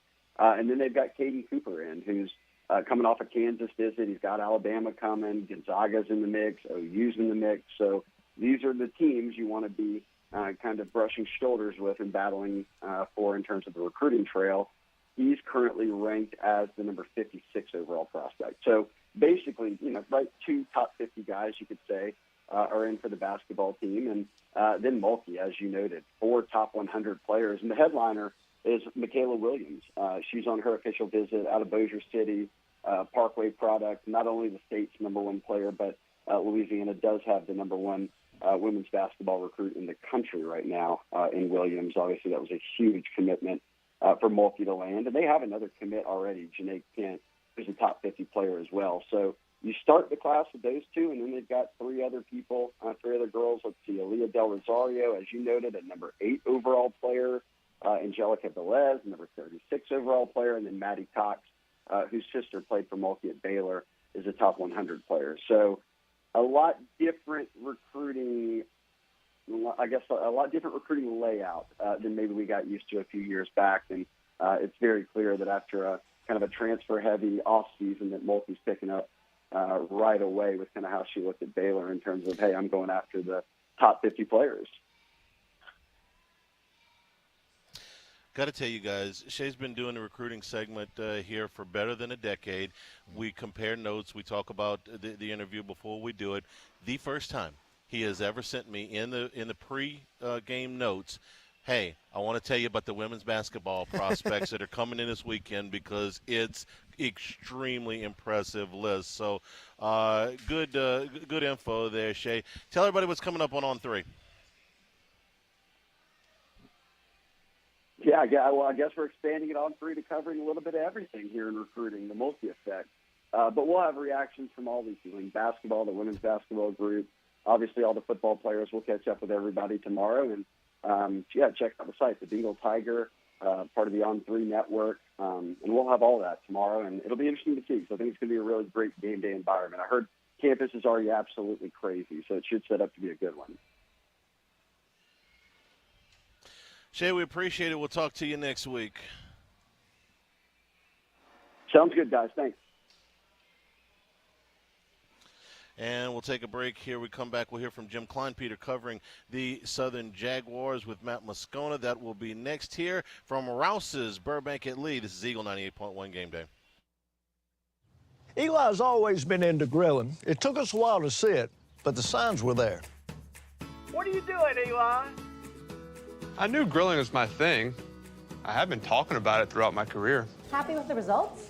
I am. Got the new grill from barbecueguys.com. It performed great. My advice, as I always told my boys, do more of what you're born to do. Barbecue Guys, for those who were born to grill. You want cheese on your burger, Pops? I'll take a little cheese. At All-Star Toyota, you get it all. If you're in the market for an all-new Toyota vehicle, come see our friendly and knowledgeable sales team at All-Star Toyota. Located in Baton Rouge at the corner of Airline and Goodwood, we've been serving our community since 2005 by offering a large selection of new Toyota cars, trucks, and SUVs. Get behind the wheel of your dream car and take a test drive at All-Star Toyota today.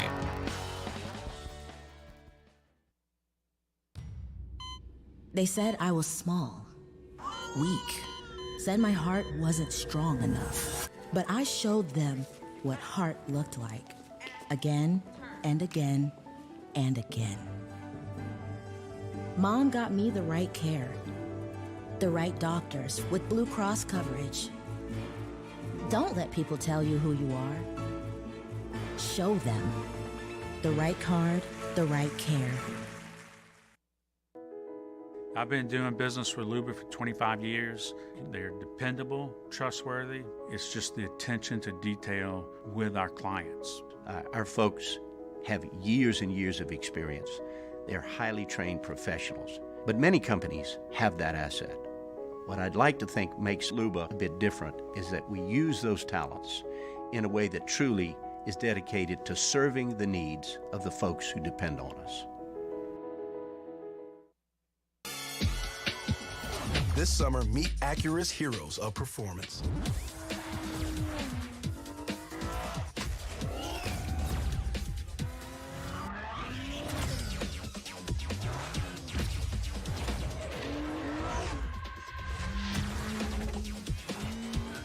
Only available at the Acura Summer of Performance. This summer, visit your local Acura dealer for attractive offers on the MDX. Gulf Coast Office Products is a nationally recognized Savin office equipment dealer based right here in Louisiana. Over 100 employees strong, Gulf Coast has the boots on the ground to support all vertical markets, from education, engineering, legal, and finance. With the latest in office technology, from desktop to production segment units, Gulf Coast and Savin have the perfect fit for you. Call 225-756-2644. That's 756-2644 for Gulf Coast Office Products. 98.1. Eagle 98.1 Game Day. Opposing Media. Presented by Rev. Fiber fast internet made in Louisiana. Jim Kleinpeter, longtime LSU beat writer, will be covering the game for Southern for the Advocate, on the Southern beat for the Advocate. He's good enough to join us for a couple of minutes. Hey, Jim, great to talk to you, man. How are you? I'm doing fine. Looking forward to this big old matchup. Hey, man, I never thought I'd see the day. Let me first go back, though. Southern beat Florida Memorial 86-0. It was a 42-point first quarter. Jim, what in the world happened in that ball game? Well, they don't waste time with a huddle, for one thing. They just run up to the line of scrimmage and run a play, and then when that play's over, they run up to the line of scrimmage and run another one. And they were firing on all cylinders, and this competition was not very good. Florida Memorial was a team a program that had dropped football for 62 years and started it back up. This is their third year starting it back up. So they're kind of light on talent and depth, and it just kind of all blew up that way. It was pretty amazing to watch. I mean, Jim, can you ever remember a 42-point quarter? No, I would wager that it was a school record, probably for any team in the country. So I would imagine. Never saw anything like that. I mean, unless if we're talking about what was the old game like with Georgia Tech and Swanee or something like that back in the day that was like 200-0 or something. I mean, maybe then, maybe something like that. So Eric Dooley, new era. What can you tell us about Southern's coach philosophy? What it's been like there? Well, he's like I said, the up tempo. That's his trademark. But I think the thing about him is he's probably the first coach that's been a consensus choice of everybody at Southern that checked all the boxes since they hired Otis Washington in 1980, and he worked on the staff. Because of his association with Pete Richardson, he was an assistant for 13 years under Pete, and he's a very good individual, very religious man. He grew up in New Orleans, and he's from Louisiana. He understands Southern, and like I said in the story I wrote, the Southern fans just forget the fact that he went to Grambling. That's where he got his. That's where he played football. So he does so many things, checks the boxes. He's good with the kids. They really trust him. And he won his timing was perfect. He won the SWAC West Division last year. And Roman Banks wanted to hire him when Dawson Odoms left in May of last year, but the timing wasn't right because they had to hurry up and they needed to keep somebody on staff in place. But he did talk to him. And he didn't want to leave Prairie View under those circumstances. But all's well now, and everybody's happy with it. Jim Kleinpeter is with us on Twitter at Jim Kleinpeter. We'll talk a little deeper about Southern's team here in just a quick second, Jim. But I'm also curious what the perspective is on the Bluff about this game, about coming to Baton Rouge. Look, I mean, it's sold out. It seems like it's going to be a very big deal for that program. Yeah, they've done what LSU did, maybe to an even bigger degree. They really turned their roster over with guys coming in off the transfer portal because they didn't have very much depth last year. They got killed. There's 3 games they could have won. They could have had a 7-4 record instead of 4-7, but they lost a couple of games in the fourth quarter, and they petered out in the second half too many times. But the people at Southern, a lot of them, there were people there that were clamoring for this game decades ago. But it started, the idea of it really became a reality, I think, in the early 2000s when Skip Bertman said, LSU can play in-state schools. And that was the first hurdle. And eventually they'd get around to Southern. It's a shame it took this long because I think they played some of the other schools a couple of times. But anyway, that's kind of where it started. But people at Southern are all for this. There's a lot of people at Southern that will come over for LSU games. They'll tailgate over at LSU and then come back to Southern to watch Southern play that night. Or they'll just stay over and stay for the LSU game. So there's some grumbling over at Southern sometimes that too many people are doing that and they're not over here where they should be. So LSU is like a more powerful magnet that draws people away sometimes. So, but there probably is a small minority of naysayers why we should never play them, because of the way we've been treated. And it's a very small percentage of people feeling that way. There's just so many people that are just so happy this day has come. Well, Jim, it's sold out, and I would venture a guess that this will be the best attended game between LSU and an FCS school ever. And for that reason, it's going to be exciting. Now, what we see on the field might be very different. Where is Southern strong on the field? Where's this team's strength? Well, they've got a good offensive line. They got a running back who's back this year. He's actually fit in quite well to the new offense, even though he was in a run-oriented offense. He's a 215-pound back. His name is Gerard Sims. He's from Opelousas, and he's a great receiver. That's why he fits in, because they throw to the backs a lot. And the quarterback, he's not what you look for in a college quarterback. But if you saw my story today, Coach Dooley thinks of him as a winner, and that's what he wanted. So he's 5'10", but he's the kind of guy that, like Auburn, they run the same offense that Auburn ran, and with the RPOs and everything. So they'll be, they're going to run up to the line. They have a lot better depth, so their skill players are going to be running skill players in and out. Their strength on defense is their defensive line, and then they've moved a defensive end named Jordan Lewis to linebacker. And Jordan Lewis is the one guy on Southern's team that could probably find a place to play at LSU. And there may be a couple of others, but he definitely could play. He's got 34 career sacks. He won the Buck Buchanan Award 2 seasons ago as the best defensive player in FCS.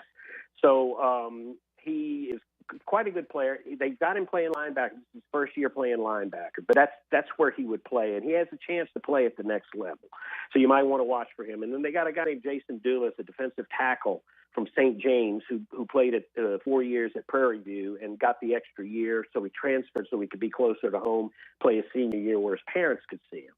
But Southern's pretty strong up front with the linebacker and their defensive line. Any weaknesses, Jim, notably? I wouldn't say any outstanding weaknesses. It's just more I don't know about them. Like the wide receivers are all a bunch of new wide receivers. They got a bunch of transfers. They got a guy from Rice and a guy from ULL, and same thing with the secondary. The secondary was a real sore point for them last year. They couldn't tackle. They didn't have a lot of size.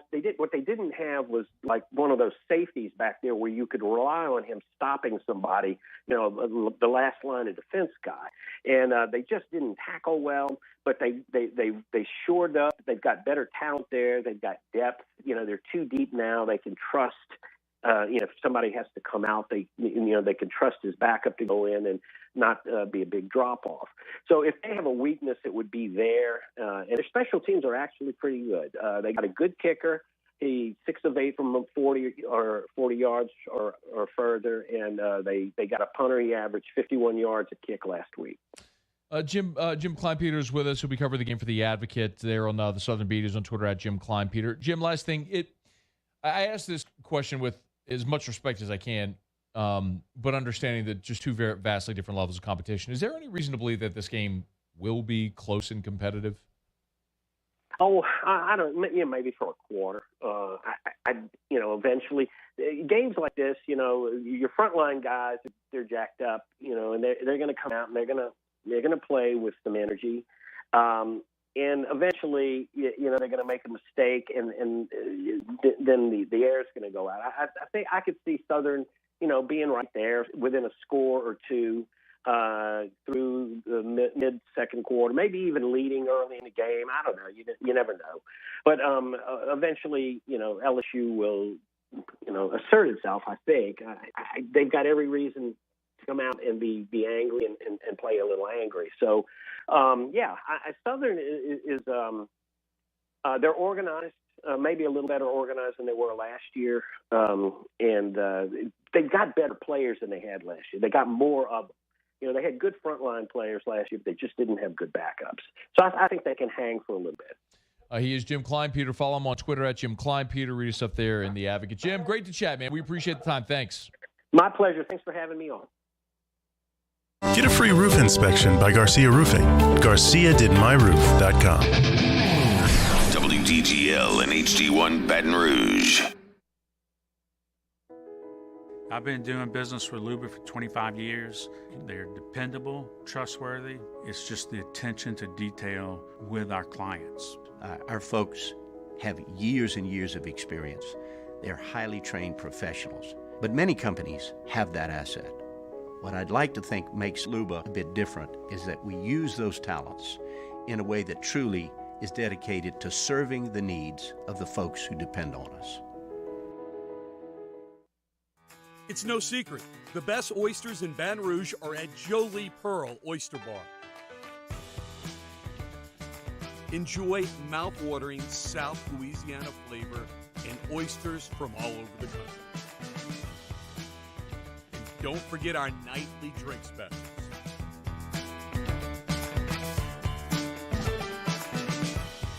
Jolie Pearl Oyster Bar, located in downtown Baton Rouge.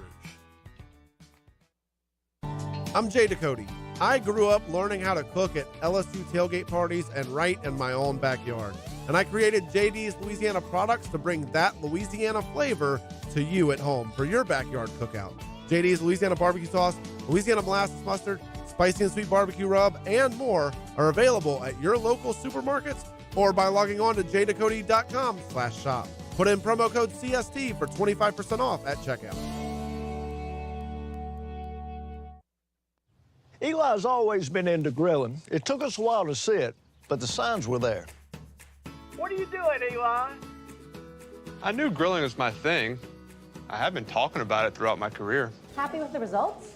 I am. Got the new grill from barbecueguys.com. It performed great. My advice, as I always told my boys, do more of what you're born to do. Barbecue Guys, for those who were born to grill. You want cheese on your burger, Pops? I'll take a little cheese. At All-Star Toyota, you get it all. If you're in the market for an all-new Toyota vehicle, come see our friendly and knowledgeable sales team at All-Star Toyota.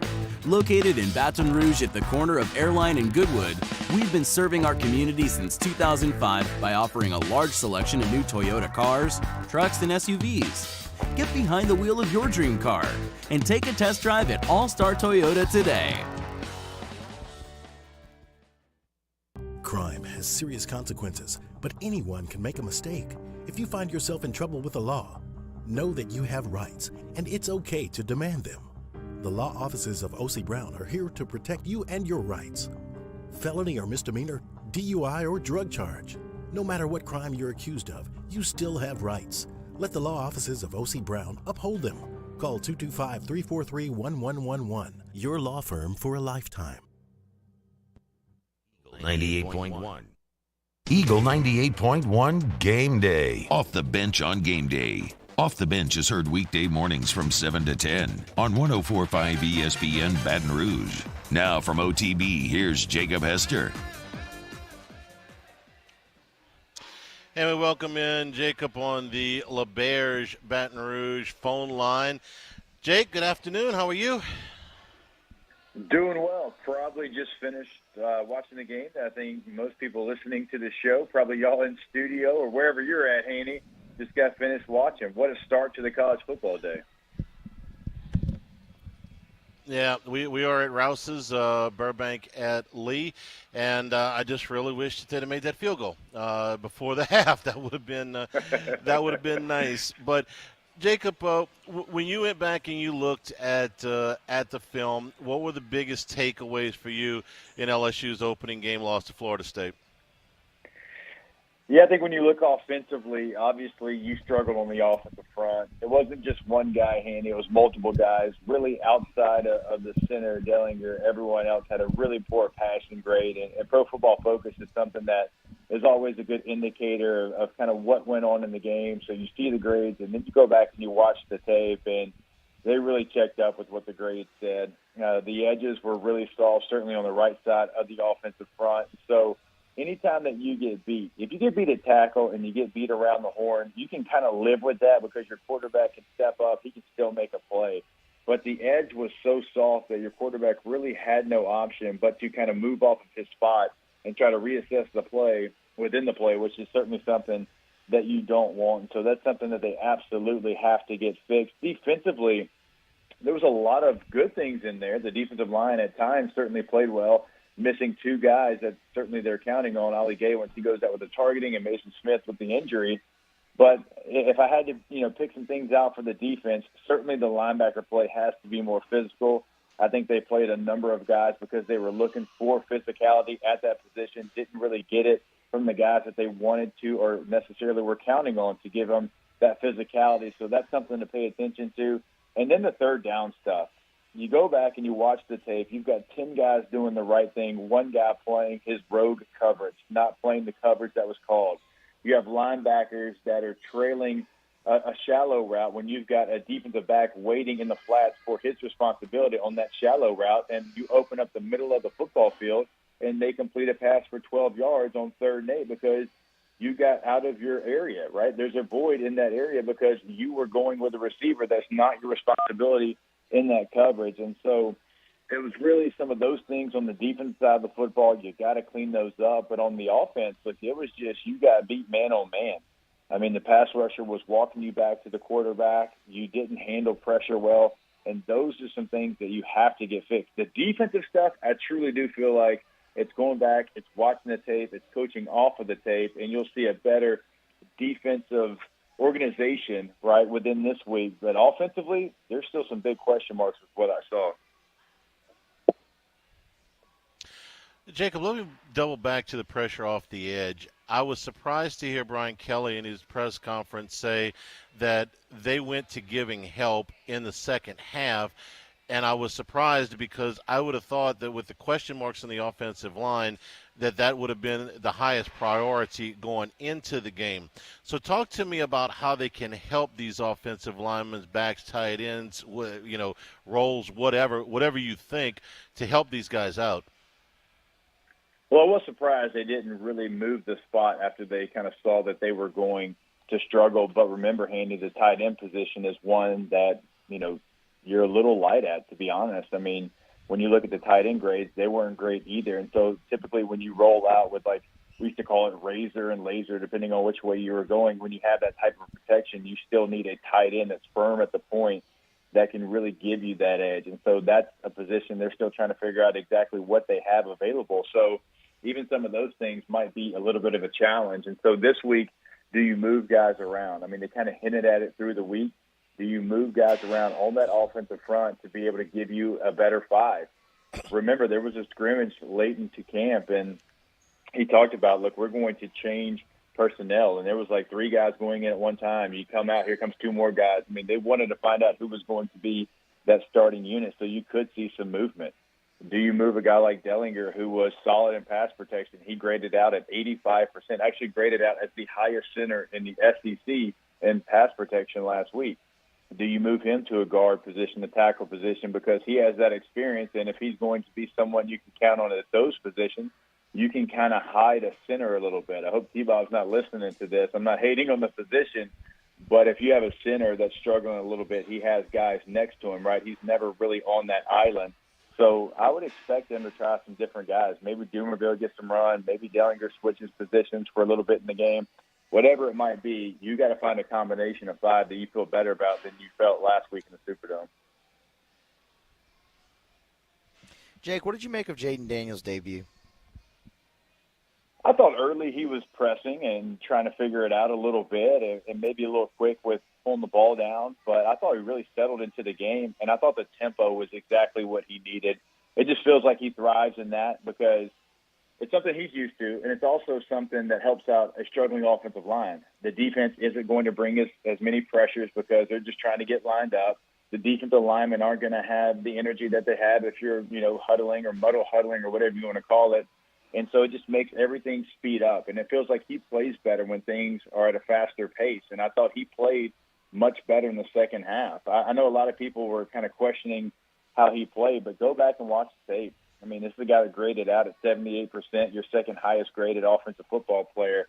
And I thought that with what he was dealing with the pressure, with the edges really collapsing on him pretty fast, I actually thought he played a nice game. Yeah, there were some jitters early in the game, but as he settled in, I thought he got better. I am very, very curious to see how he comes out this week and certainly next week against Mississippi State, because there was actually a lot of good play in there once they got to that offense that you could tell he was more comfortable in. Jacob, Brian Kelly said that Florida State showed them some defensive fronts that they hadn't seen. Tell me, describe why that gave LSU the problems that it did, what that scheme looked like. Well, one of the things I noticed on tape that I didn't see in week 0 against Duquesne, and look, you're not going to show your full package against Duquesne. I understand that. They played like some bear fronts, some simulated bear fronts, and they brought cover 0 out of that bear front, and that wasn't something that we had seen on tape. And if you're wondering what a bear front is, it's basically there's 1,000 pounds of mass in between the offensive guards, and then you've got 2 edge players as well. And they were doing a really nice job of walking linebackers up and creating a bear front even with smaller players. And so LSU didn't look like they were ready for that when they were bringing that cover 0. And on the first 3rd and 9, you could tell LSU didn't have a hot built into it because they bring cover 0.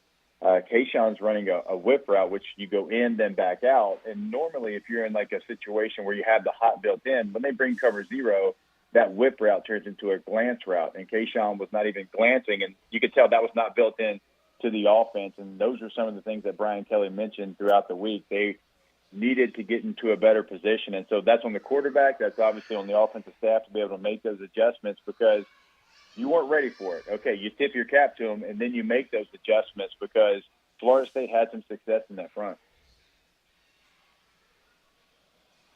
Jacob, we appreciate it. As always, OTB every morning at 7 o'clock. You and T-Bob, who can never be hidden. Trust me.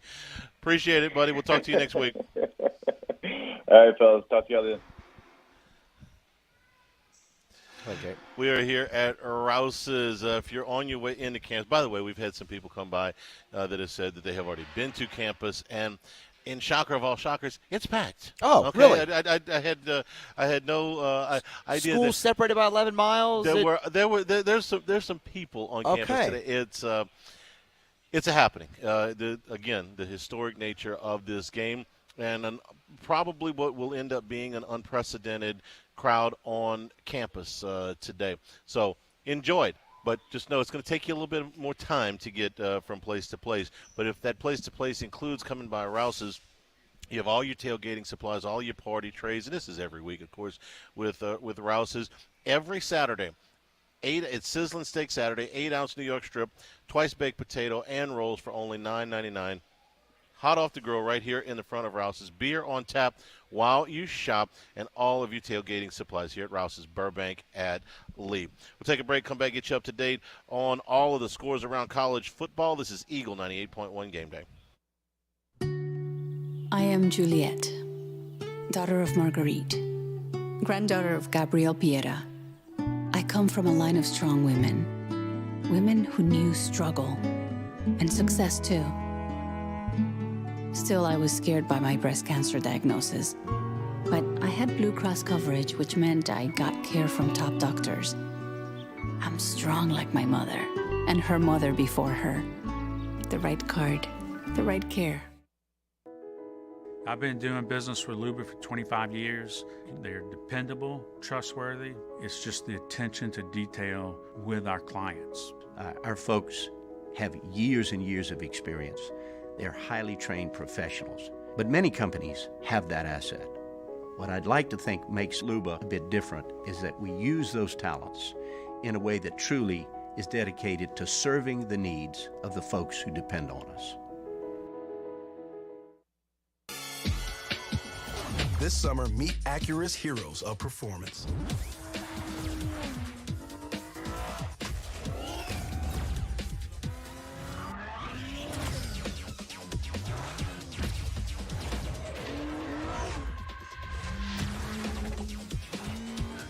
Only available at the Acura Summer of Performance. This summer, visit your local Acura dealer for attractive offers on the MDX.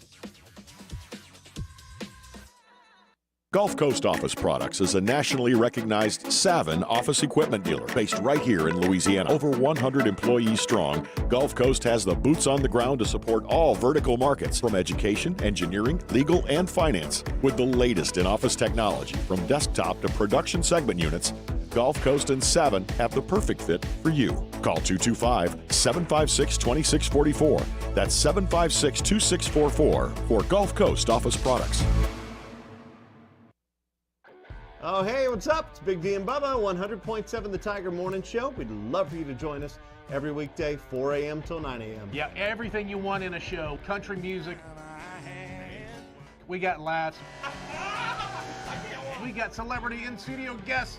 We just need you. Join us every weekday morning, 4 a.m. to 9 a.m., right where it all started. That's right. Louisiana's country station, 100.7 The Tiger.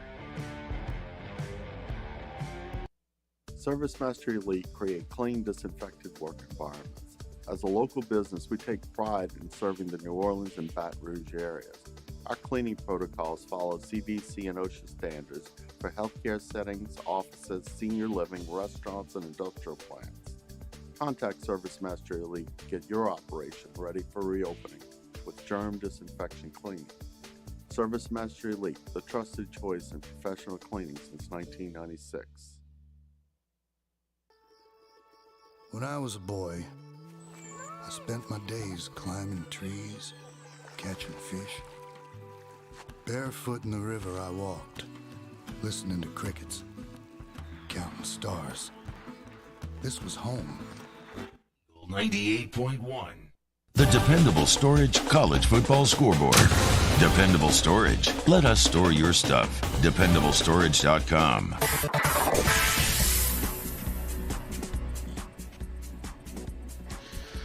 Games coming down towards the end include Kansas State and Missouri.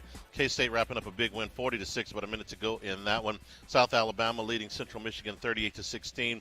6 minutes to go in the fourth quarter there. Utah State in the early part of the fourth quarter, leading Southern Utah 66-7. Temple over Lafayette 21-14. It's late in the third quarter. Ball State leads Western Michigan 16-14.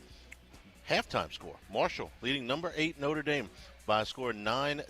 Clemson leading Furman 21-3. That's about midway through the second quarter. Appalachian State with a second quarter lead on number 6 Texas A&M 7-0. Number 17 Pitt leading number 24 Tennessee 10-0. About 3 minutes to go in the first quarter there. Wisconsin and Washington State are scoreless through a quarter. Air Force leading Colorado 13-0. That's after 1. Memphis leads Navy 10-7. Second quarter score there. Cincinnati leads Kennesaw State 14-0. At the end of 1, Maryland leads Charlotte 21-7. In the first quarter, Georgia has just scored for the first time. They lead Samford 6-0. Number 14 Michigan State leads Akron 7-0. Texas Tech leads number 25 Houston 3-0. That's about 5 minutes in. Cal leading UNLV 7-0. That's also early. Washington 7-0 on Portland State. Same score, Iowa over Iowa State 7-0. Both of those games about halfway through the first quarter. Virginia leading Illinois 3-0. Also early in the first quarter. Purdue leads Indiana State 14-0. Rutgers leads Wagner 7-0. Wyoming and Northern Colorado just underway. They are scoreless. Bowling Green leads Eastern Kentucky 3-0. James Madison over Norfolk State 14-0. That's in the first quarter. And Middle Tennessee leading Colorado State 7-0. Earlier finals. What a game in Austin, Texas. Is number 1 Alabama, 3-touchdown favorite today, survived 20-19. Kicked a field goal. You remember how far it was, Musa? I don't know. Somewhere in the area of 35 yards or something like that to win the game. Texas missed a 20-yard field goal right before the half. Number 3, Ohio, 20-19 was the final. Alabama beat Texas. Number 3, Ohio State beat Arkansas State 45-12. 4 touchdowns for C.J. Stroud. Number 15, Miami pulled away from Southern Miss 30-7, but this was a very competitive game for 2.5 quarters. Southern Miss running out of steam. Number 16, Arkansas beat South Carolina 44-30. Arkansas got out by 3 scores. South Carolina closed the gap at one point. Did they ever tie it? They never tied it. They were within 1 score a number of times, and Arkansas holds on for the 44-30 win, despite 378 yards from Shane Rattler for South Carolina. Number 18, NC State beat Charleston Southern 55-3. Number 23, Wake Forest beat Vanderbilt 45-25, thus ruining the Commodores' hopes of an undefeated season. Yeah, it's done.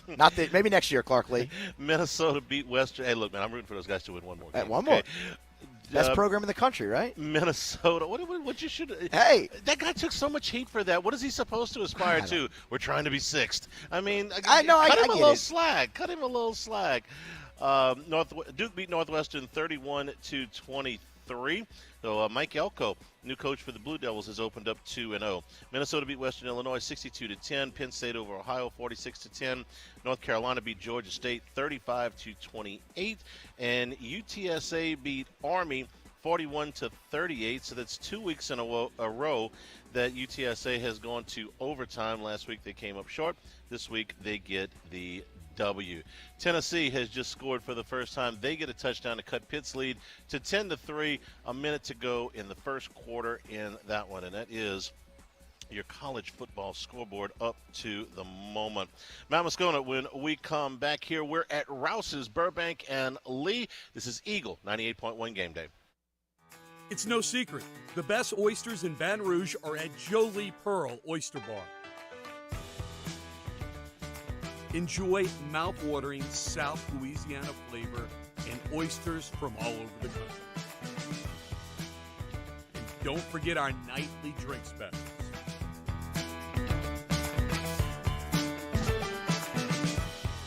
Jolie Pearl Oyster Bar, located in downtown Baton Rouge. I'm Jay Ducote. I grew up learning how to cook at LSU tailgate parties and right in my own backyard. And I created JD's Louisiana products to bring that Louisiana flavor to you at home for your backyard cookout. JD's Louisiana barbecue sauce, Louisiana molasses mustard, spicy and sweet barbecue rub, and more are available at your local supermarkets or by logging on to jducote.com/shop. Put in promo code CST for 25% off at checkout. Eli's always been into grilling. It took us a while to see it, but the signs were there. What are you doing, Eli? I knew grilling was my thing. I have been talking about it throughout my career. Happy with the results? I am. Got the new grill from barbecueguys.com. It performed great. My advice, as I always told my boys, do more of what you were born to do. Barbecue Guys, for those who were born to grill. You want cheese on your burger, Pops? I'll take a little cheese. At All-Star Toyota, you get it all. If you're in the market for an all-new Toyota vehicle, come see our friendly and knowledgeable sales team at All-Star Toyota. Located in Baton Rouge at the corner of Airline and Goodwood, we've been serving our community since 2005 by offering a large selection of new Toyota cars, trucks, and SUVs. Get behind the wheel of your dream car and take a test drive at All-Star Toyota today.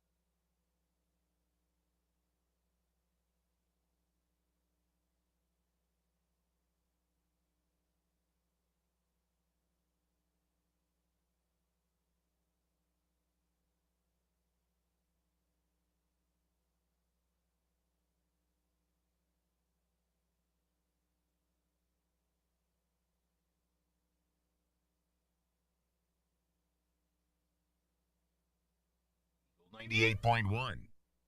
Eagle 98.1 Game Day. After further review on Game Day, presented by the Grove Recovery Center. The Grove Recovery Center. Recovery designed for you. After further review is heard weekday afternoons from 3 to 6 on 104.5 ESPN Baton Rouge. Now from AFR, here's Matt Moscona. All right, before we go bring Matt in, Musso, what's the countdown to kickoff? Where we at?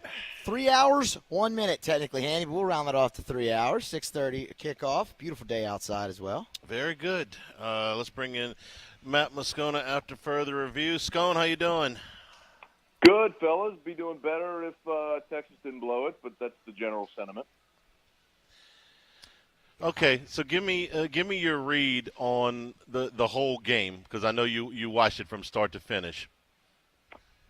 Bama continuously shot itself in the foot. What did they finish with? 13 penalties, maybe more than that. They weren't sharp and still managed to win. I mean, if you're Texas, you've got to close that game, and you can't miss a field goal inside the 5-yard line. You know, they had an opportunity with Bama pinned deep, you know, to get a safety. I can't believe the refs didn't. I mean, that whole fiasco around the goal line was just a disaster. But I mean, it was ultimately they got it right. But yeah, I mean, they left too much time. We all thought the same thing when there was a minute and a half left after they kicked the field goal to go up. So you know, Bama looked. I'll tell you, if you want a big takeaway, Bama's receivers are dramatically less talented than they were a year ago. Bryce Young put some balls right on dudes that they could not haul in, and I think it cost them. So maybe that's a good omen moving forward. You know, Alabama was made out to be better this year than they were in the last several years. Okay, I'll look. A lot of those teams look the same to me. But did Texas not do this for 2+ quarters with a backup quarterback and gave them all they wanted? That was my next point. Was Quinn Ewers, and I haven't seen Quinn Ewers play. His ability to throw the deep ball was so impressive. The receiver for Texas, number 8, looked like that was their plan, was to stretch the field, challenge Alabama deep, and the offensive line was holding up, and Ewers was putting it on him. I mean, if Ewers played, you'd have Hanny, I don't know how you feel about it. I mean, I'm of the belief that had Colt McCoy not been injured by Marcel Darius, Texas would have won that national championship game against Bama after the 2009 season. I think there's a strong argument to be made if Quinn Ewers plays this whole game the way he started in the first quarter, Texas probably wins that game and maybe wins it easily.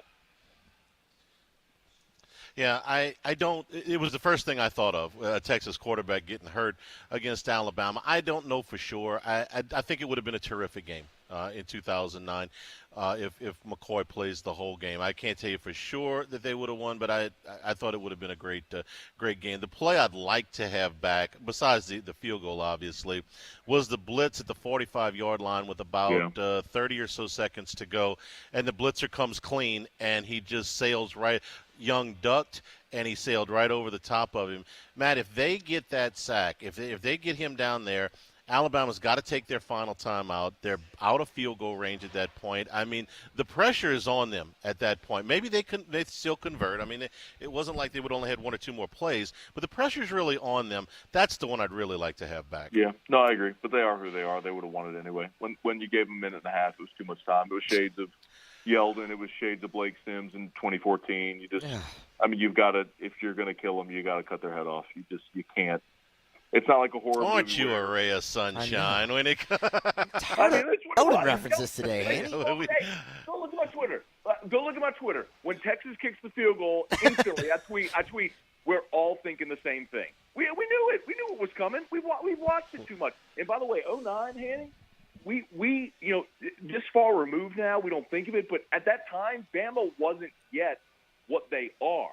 Like, Saban wasn't then what he is now. So and Texas was the team that had more recently won a national title, and Colt McCoy was the best player in college football that year. And anyway, not to rehash a 15-year-old argument, but whatever.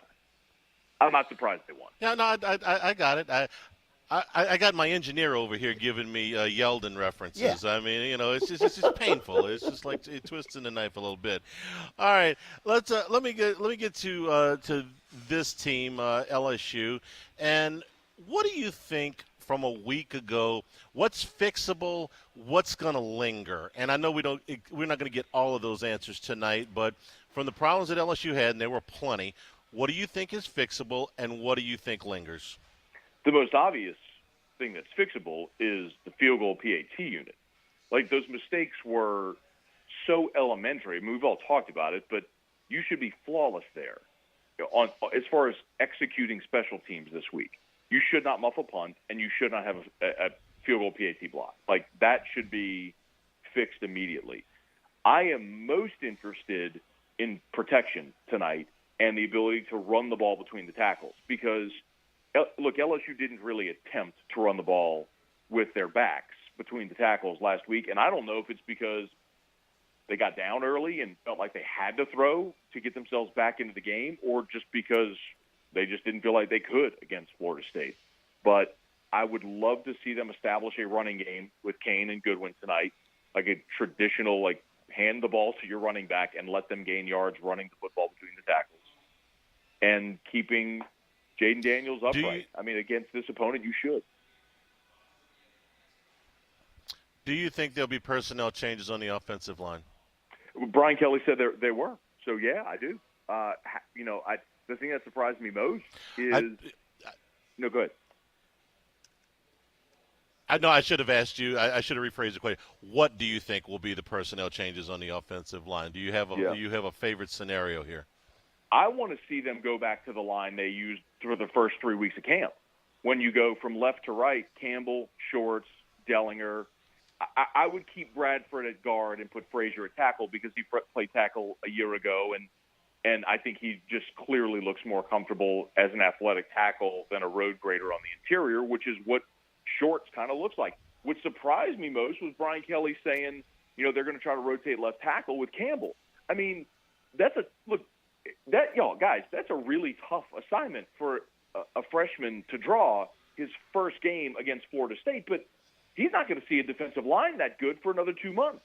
So, look, if all else is equal, I'm going with the guy that's got the higher ceiling to let him get exponentially better as the season goes along. But if you're going to rotate someone at left tackle, I think it's got to be Miles Frazier.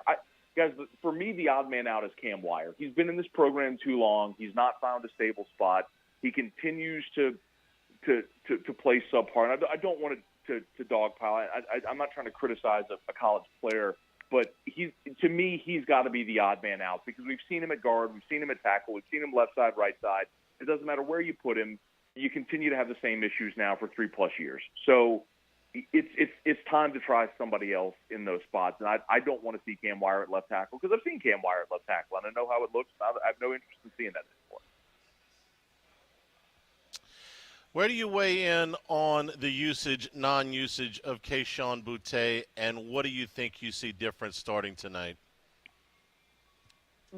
He had, was it 5 or 6 targets in the game? If he comes down with the ball, 6, yeah. 6.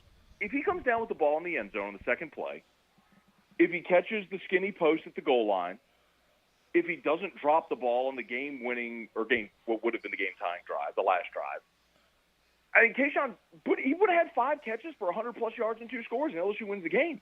Like, he just got to catch the ball. I mean, I know everyone said, well, from that second play when they had him in the corner of the end zone, he didn't have a target until the one late in the second quarter at the goal line.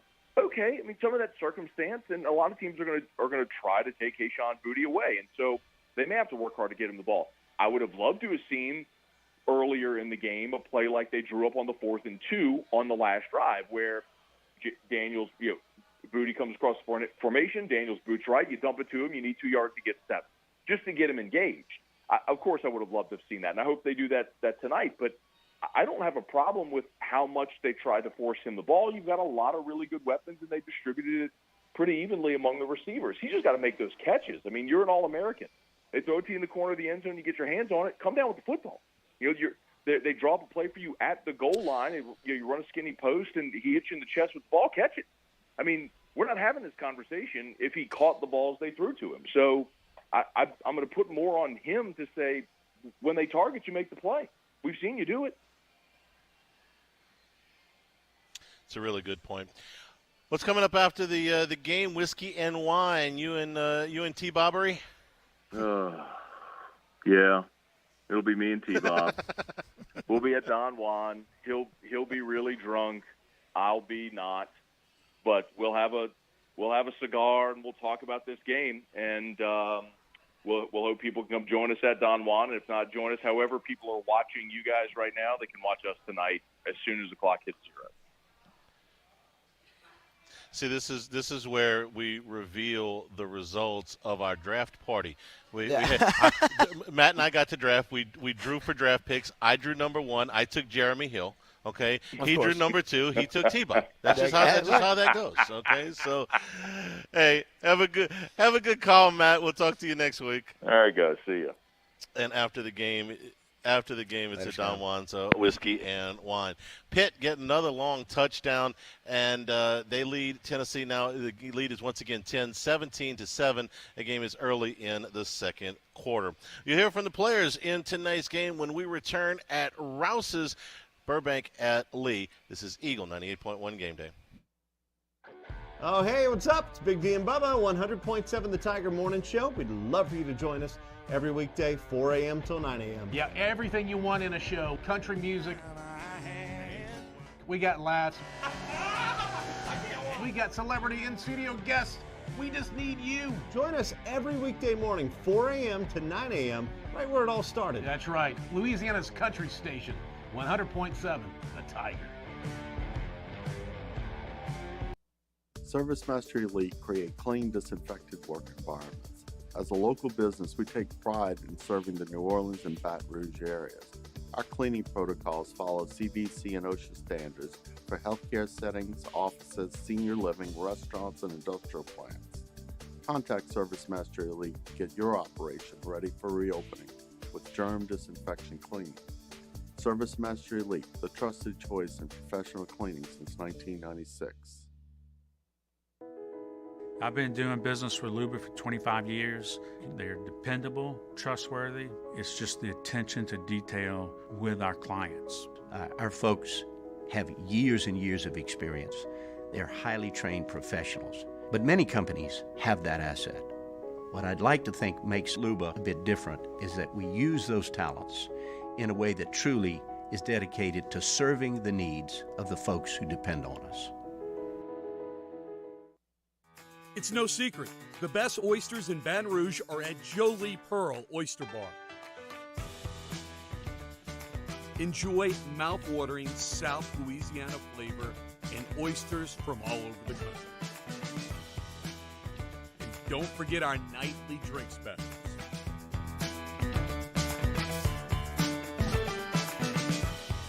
Jolie Pearl Oyster Bar, located in downtown Baton Rouge. I'm Jay Ducote.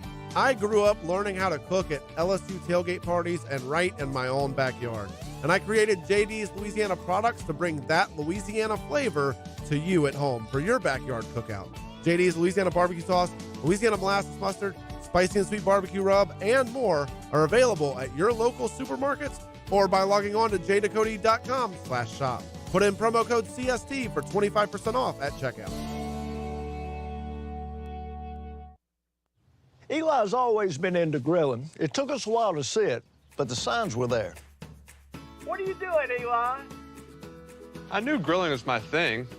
I have been talking about it throughout my career. Happy with the results? I am. Got the new grill from barbecueguys.com. It performed great. My advice, as I always told my boys, do more of what you were born to do. Barbecue Guys, for those who were born to grill. You want 98.1. Eagle 98.1 Game Day. Talkin' Tigers. Presented by Louisiana Land Bank. Louisiana Land Bank. They're experts in rural land and equipment lending. Talkin' Tigers. Wide receiver Jeray Jenkins. It's going to be a big game for us because, basically Baton Rouge versus Baton Rouge or whatever. So, we all ready for the game. And, they hyping up or whatever, but we just know what we got to go out there and do. And we just got to go out there with that right mindset and win the game. Cornerback Jarek Bernard Converse. We've just, watched the film and see where we went wrong and made corrections and, focus more on the game plan and made, more of an urgency to play harder and do the things we need to do to get off the field. Offensive lineman Garrett Dellinger. I want to say that we never really dropped off. We just had to get our energy back, really. And these next 2 games, we're treating it like we were just playing the best of the best. We're going out and playing our LSU football that we should be playing every single game. And we're going to treat them like every other opponent and just try to beat them as much as we can like everyone else. Defensive lineman Makai Wingo. My response when it happened, it was just to get in there and beat me, honestly. It's unfortunate how you went down. I knew that game, my reps were going to go up. I just tried to go out there and be the best of me to help the team win the game. Wide receiver Jeray Jenkins. It just happened. I just let the game come to me. I don't be like, oh, yeah, I got to do this, whatever. But we all know that in that moment, everybody want the ball. So they just we all just let the game come to us. Whoever get it, just get it. And that's just how it goes. Cornerback Jarek Bernard Converse. I'm really looking forward to it. I'm excited, and I know it's going to be fun. But we got to handle business for sure. Offensive lineman Garrett Dellinger. So I heard this is a huge game for the state of Louisiana. I didn't really know much, like we said, because I'm from Michigan. But my coach from Baton Rouge, I got players from Baton Rouge, and they said this is one in a lifetime. They're coming here, and this is a one-and-done game. And so it's going to be a hard one. They're not going to give up because this is their chance to prove something. Defensive lineman Makai Wingo. I came here, for that experience, so it's definitely going to be fun. Run out the tunnel, having my family come and watch me play here, so it's going to be electric. Wide receiver Jeray Jenkins. We talked in the group, whatever, let's just block out the noise no matter what they say, social media or anything like that. We all in here together, and so that's just how we bought into it. We just block out the noise, for instance, all the receivers. We all just talked about it all right, we know what we got to do as a team, as a group, and we just said, just don't worry about what they say out in the media. Cornerback Jarek Bernard Converse. They were looking forward to this game just like we are, and they're going to give us their best shot, so we got to come locked in and ready to go. Offensive lineman Garrett Dellinger. I think I was just overthinking it and just had to just relax, just cool down a little. That was good right after it. Just a little overthinking. Defensive lineman Makai Wingo. Worry a little less about the QB escaping and just go rushing, just go get after the passer. That's going to be pretty big for us on third down. Wide receiver Jeray Jenkins. K-Sean has a great week every week or whatever. He just continue to do what he do. He going to be great for us no matter what everybody say about it. So K-Sean's a dog, and y'all see. Talkin' Tigers. Eagle 98.1 Game Day. They said I was small, weak, said my heart wasn't strong enough. But I showed them what heart looked like, again and again and again. Mom got me the right care, the right doctors with Blue Cross coverage. Don't let people tell you who you are. Show them the right card, the right care. I've been doing business with Luba for 25 years. They're dependable, trustworthy. It's just the attention to detail with our clients. Our folks have years and years of experience. They're highly trained professionals. But many companies have that asset.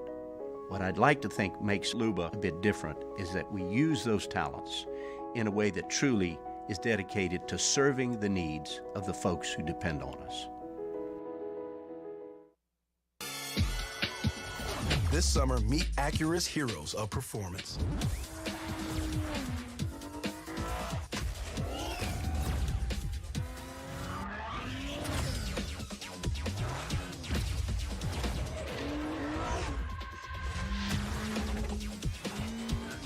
Only available at the Acura Summer of Performance. This summer, visit your local Acura dealer for attractive offers on the MDX. Gulf Coast Office Products is a nationally recognized Savin office equipment dealer based right here in Louisiana. Over 100 employees strong, Gulf Coast has the boots on the ground to support all vertical markets from education, engineering, legal, and finance. With the latest in office technology from desktop to production segment units, Gulf Coast and Savin have the perfect fit for you. Call 225-756-2644. That's 756-2644 for Gulf Coast Office Products. Oh, hey, what's up? It's Big D and Bubba, 100.7 The Tiger Morning Show. We'd love for you to join us every weekday, 4 a.m. till 9 a.m. Yeah, everything you want in a show. Country music. We got laughs. We got celebrity in-studio guests.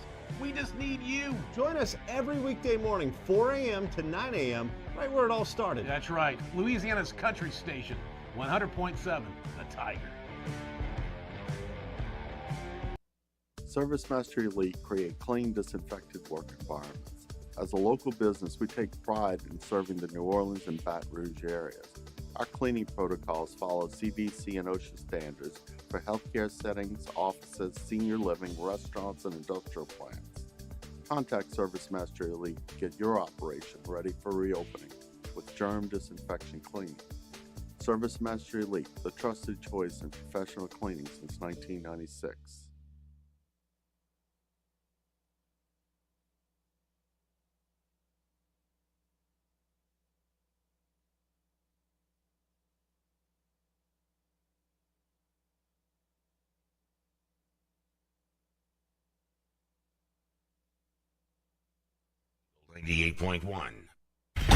Eagle 98.1 Game Day. Keys to the B. Presented by Coors Light. Coors Light. Mountain cold refreshment made to chill. Back here at Rouse's again every Saturday. A sizzling steak Saturday, 8-ounce New York strip, twice baked potato and rolls for only $9.99, fresh off the grill. All your tailgating supplies here at Rouse's, just off of the LSU campus. And beer on tap while you shop. That's a new one. We got Bud Light, we got Abita, we got Shinerbach, all here on tap. Come on, get a cold one, get some supplies, and head on out to campus.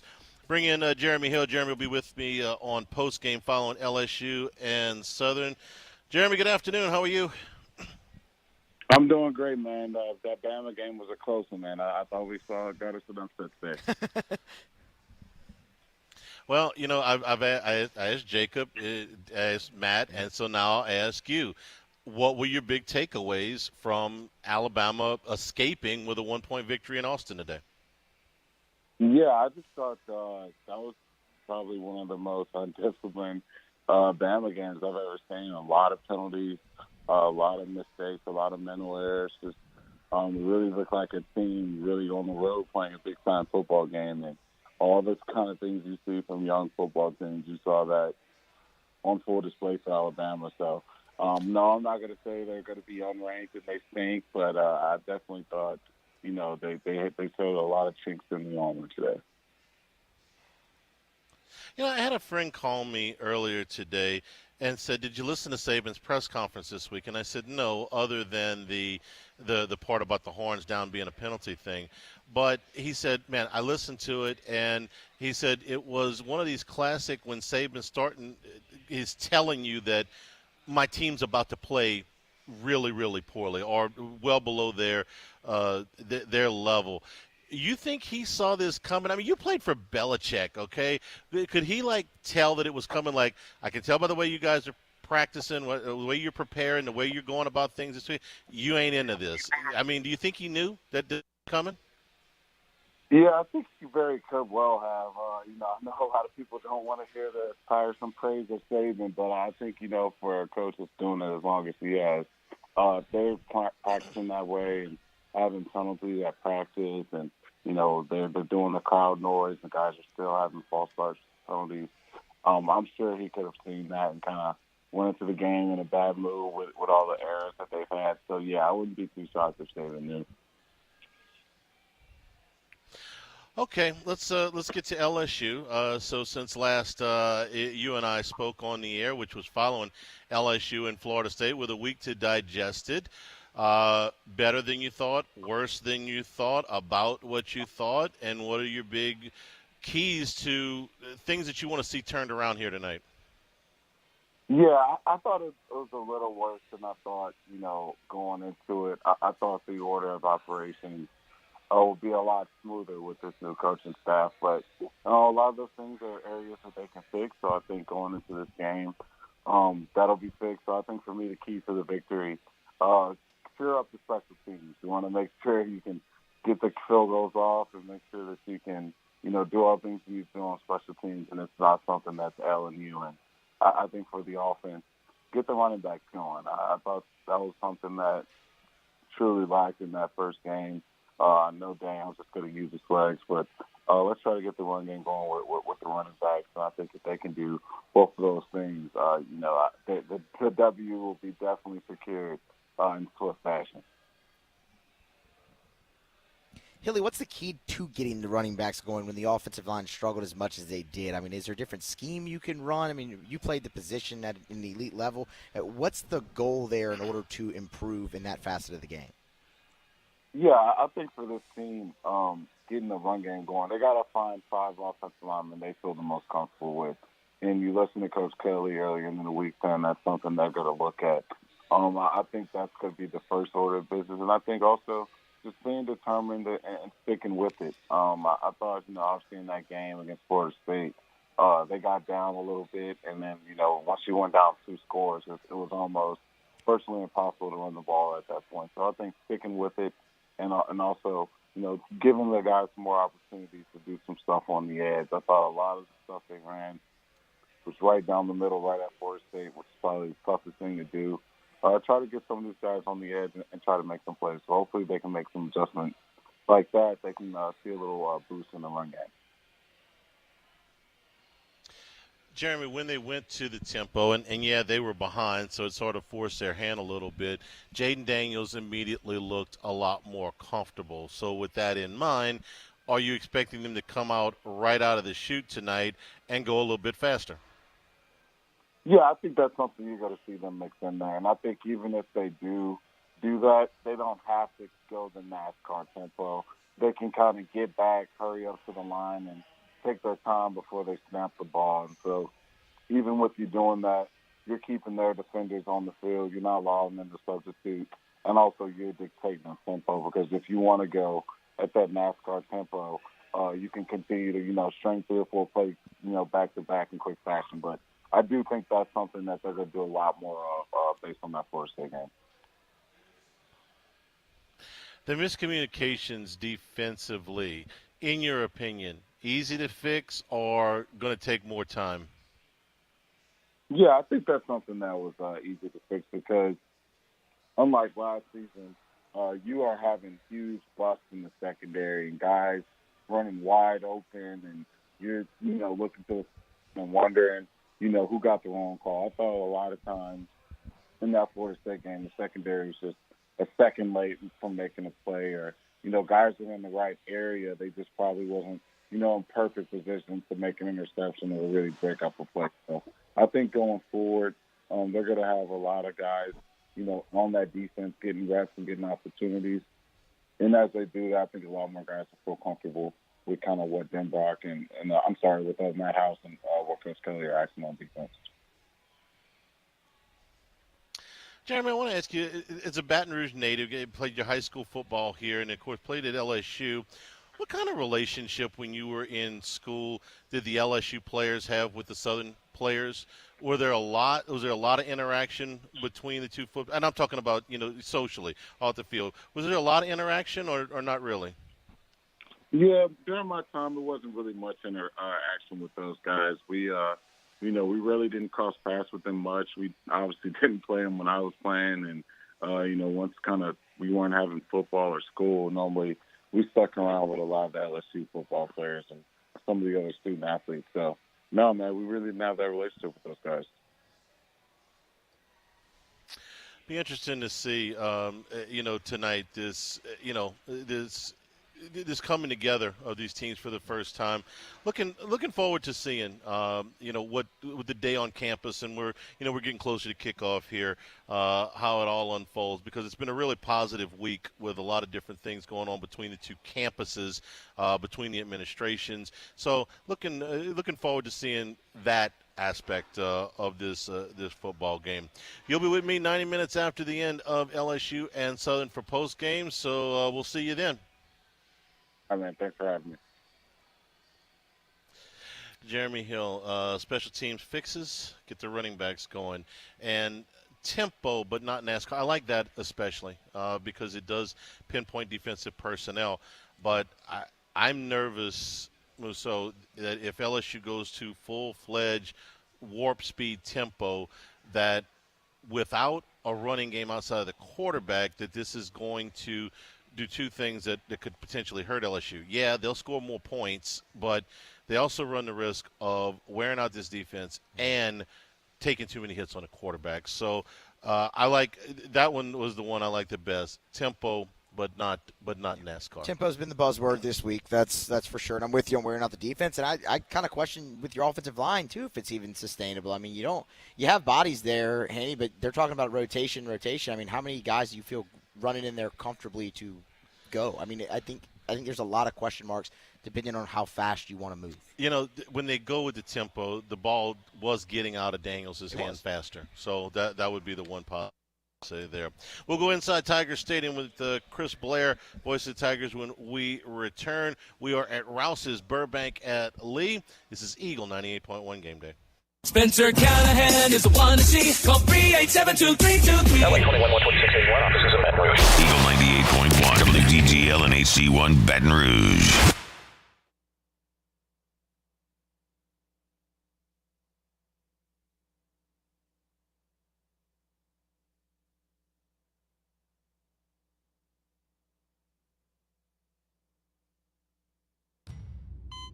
They said I was small, weak, said my heart wasn't strong enough. But I showed them what heart looked like, again and again and again. Mom got me the right care, the right doctors with Blue Cross coverage. Don't let people tell you who you are. Show them the right card, the right care. I've been doing business with Luba for 25 years. They're dependable, trustworthy. It's just the attention to detail with our clients. Our folks have years and years of experience. They're highly trained professionals. But many companies have that asset. What I'd like to think makes Luba a bit different is that we use those talents in a way that truly is dedicated to serving the needs of the folks who depend on us. Gulf Coast Office Products is a nationally recognized Savin office equipment dealer based right here in Louisiana. Over 100 employees strong, Gulf Coast has the boots on the ground to support all vertical markets, from education, engineering, legal, and finance. With the latest in office technology, from desktop to production segment units, Gulf Coast and Savin have the perfect fit for you.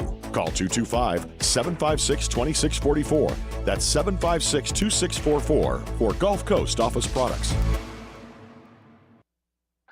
Oh, hey, what's up? It's Big D and Bubba, 100.7 The Tiger Morning Show. We'd love for you to join us every weekday, 4 a.m. till 9 a.m. Yeah, everything you want in a show. Country music.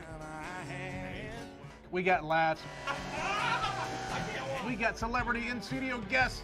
We just need you. Join us every weekday morning, 4 a.m. to 9 a.m., right where it all started. That's right. Louisiana's country station, 100.7 The Tiger.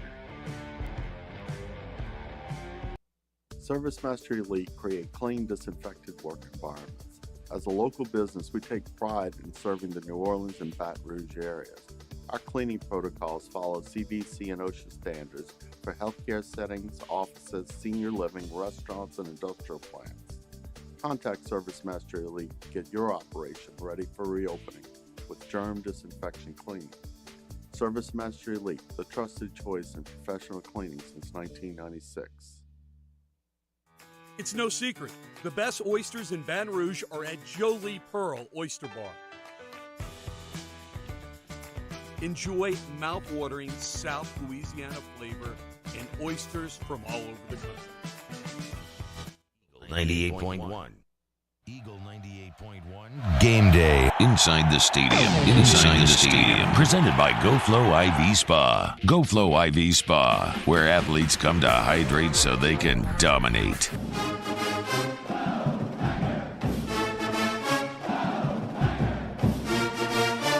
Back here at Rouse's for LSU and Southern, we go inside Tigers Stadium with the voice of the Tigers, Chris Blair. Chris, good afternoon. How are you?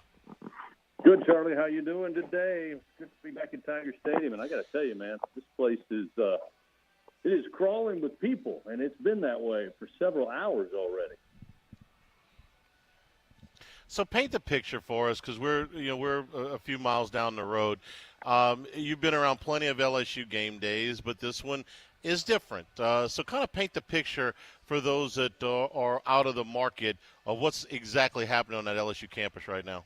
That is all you can see people, Charlie, and cars are still as far as the eye can see. I literally came down River Road around 12:30 today, and once you get to what is the tangible campus, before you get to the box there on River Road, it was already stopped. River Road's always kind of been my secret way to get here, get to my office early.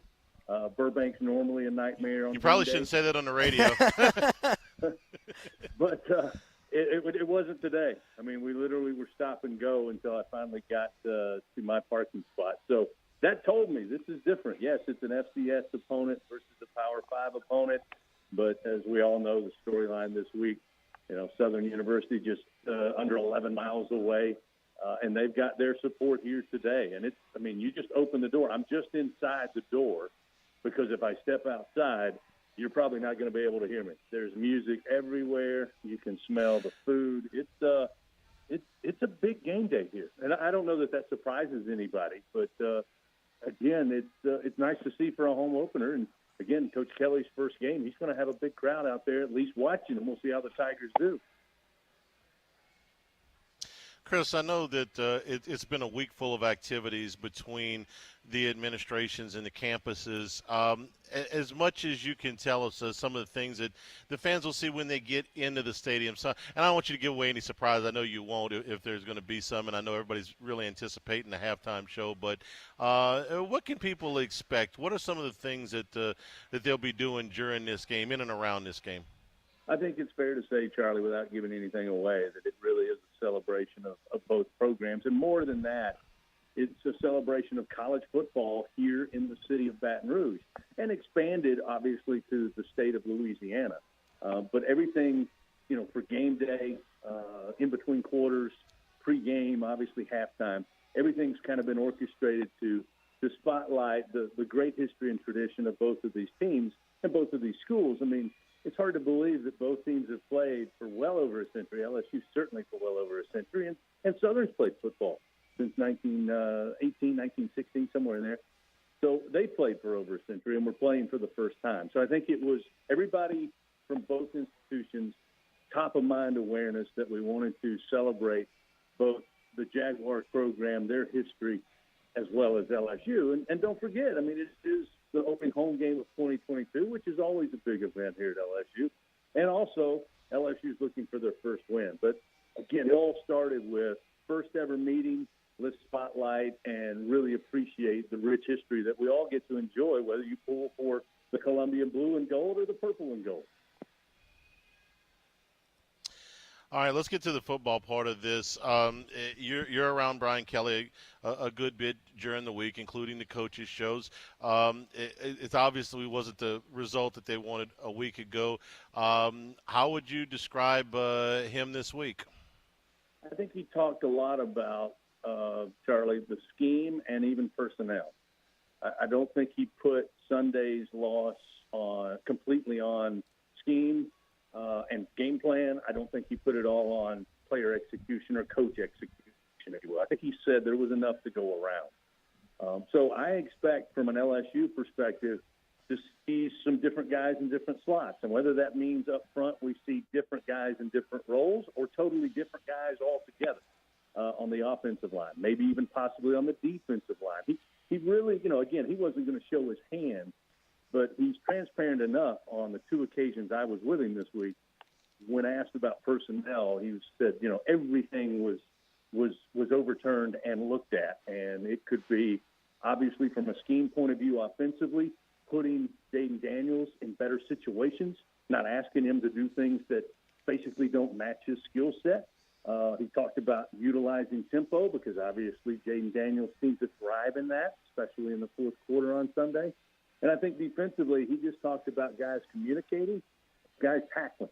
I asked him point blank if they spent like one particular day just tackling. He said they didn't overdo it, but they certainly made it an emphasis this week. So, again, no disrespect to Southern, I don't think it really mattered, Charlie, who was playing in today's game. This week was mainly about fixing LSU's issues. Bottom of the hour, we'll hand it to you guys, the LSU Sports Radio Network. What's coming up on pregame? Well, the guys will break it down, obviously. They're going to talk about some of the things. I know that Hunt had a chance to visit with Coach Mike Denbrock earlier this week, kind of give his idea of philosophically anything different or what they would try to do in Game 2, Week 2 of the season. So I'll be interested to hear what Coach Denbrock had to say. Lieutenant Governor Billy Nungesser, we talked about how big this is for the city of Baton Rouge. Obviously, he's in charge of tourism. He thinks it's a big day for not only the capital city, but also the state of Louisiana. So he's going to stop by and join the guys as well. So they'll get us all ready, break down the matchup, and Boot will meet ball sometime around 6:39 this evening. Chris, have a great call, and we'll appreciate your time. We'll talk to you next week. All right, Charlie, make sure nobody hears about that River Road thing. Can you guys edit that out? Yes, I'm going to do that because I use it too. Okay, so you spoil the whole thing there for me, Chris. Appreciate it. My apologies. That's okay. Tennessee with a long pass to Cedric Tillman that was originally called a touchdown. They ruled him down inside the one, but Tennessee punches it in on the next play with Jabin Small, and now Tennessee has taken the lead on Pittsburgh 21-17. The Vols have trailed in this game by 10 points twice, but now have a 4-point lead. Just under 5 minutes to go to the break. We'll give you a full scoreboard when we come back. We're here at Rouse's Burbank at Lee. Again, it's Sizzling Steak Saturday, every Saturday with 8-ounce New York strips, twice-baked potatoes, and rolls for only $9.99 right off the grill. And all your tailgating supplies right here at Rouse's, where they never run out of ice, right here just a few miles away from Tiger Stadium. This is Eagle 98.1 Game Day. At All-Star Toyota, you get it all. If you're in the market for an all-new Toyota vehicle, come see our friendly and knowledgeable sales team at All-Star Toyota. Located in Baton Rouge at the corner of Airline and Goodwood, we've been serving our community since 2005 by offering a large selection of new Toyota cars, trucks, and SUVs. Get behind the wheel of your dream car and take a test drive at All-Star Toyota today. Crime has serious consequences, but anyone can make a mistake. If you find yourself in trouble with the law, know that you have rights, and it's okay to demand them. The law offices of O.C. Brown are here to protect you and your rights. Felony or misdemeanor, DUI or drug charge. No matter what crime you're accused of, you still have rights. Let the law offices of O.C. Brown uphold them. Call 225-343-1111. Your law firm for a lifetime. I've been doing business with Luba for 25 years. They're dependable, trustworthy. It's just the attention to detail with our clients. Our folks have years and years of experience. They're highly trained professionals, but many companies have that asset. What I'd like to think makes Luba a bit different is that we use those talents in a way that truly is dedicated to serving the needs of the folks who depend on us. This summer, meet Acura's heroes of performance.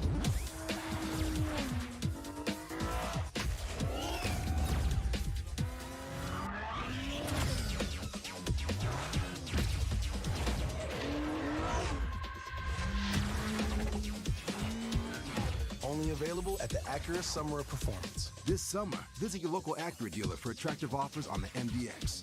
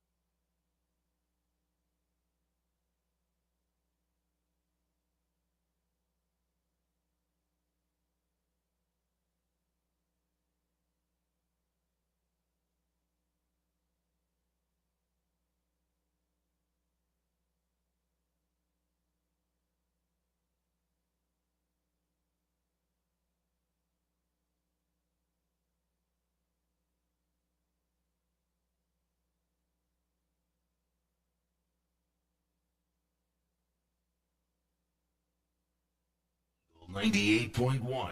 The Ralph's Market College Football Scoreboard. Ralph's Market, where quality and customer service are a family tradition.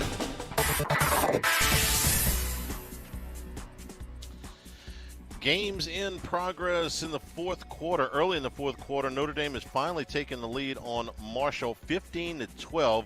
11 minutes to go in South Bend. Ball State leads Western Michigan 30-29. Just under 10 minutes to go on that one. Halftime score: Clemson leads Furman 28-9. Another halftime score: number 6 Texas A&M and Appalachian State are tied at 7. Has been a little bit of a, you've been watching this game. It's been a little bit of a rough half for Haynes King, right? 6 out of 10, Hanny, for 46 yards, no touchdowns. Hadn't turned the ball over either, but I think you have two truths with A&M right now, and you've seen it through a game and a half. Their defense, really, really good. Their offense, stagnant. Last week, North Carolina put up 63 points on App State. Now, I know they had an onside kick return, and that game went to overtime, but still, North Carolina moved the football on Appalachian State, and Texas A&M has not. No, not at all. I mean, when your quarterback's averaging 4.6 yards that ain't going to cut it. Number 24, Tennessee leads number 17, Pitt, 21-17. About 3.5 minutes to go to the break there. Pittsburgh back with the football. Cedric Tillman has 111 yards for Tennessee receiving in the first half. Number 19, Wisconsin leads Washington State 14-7.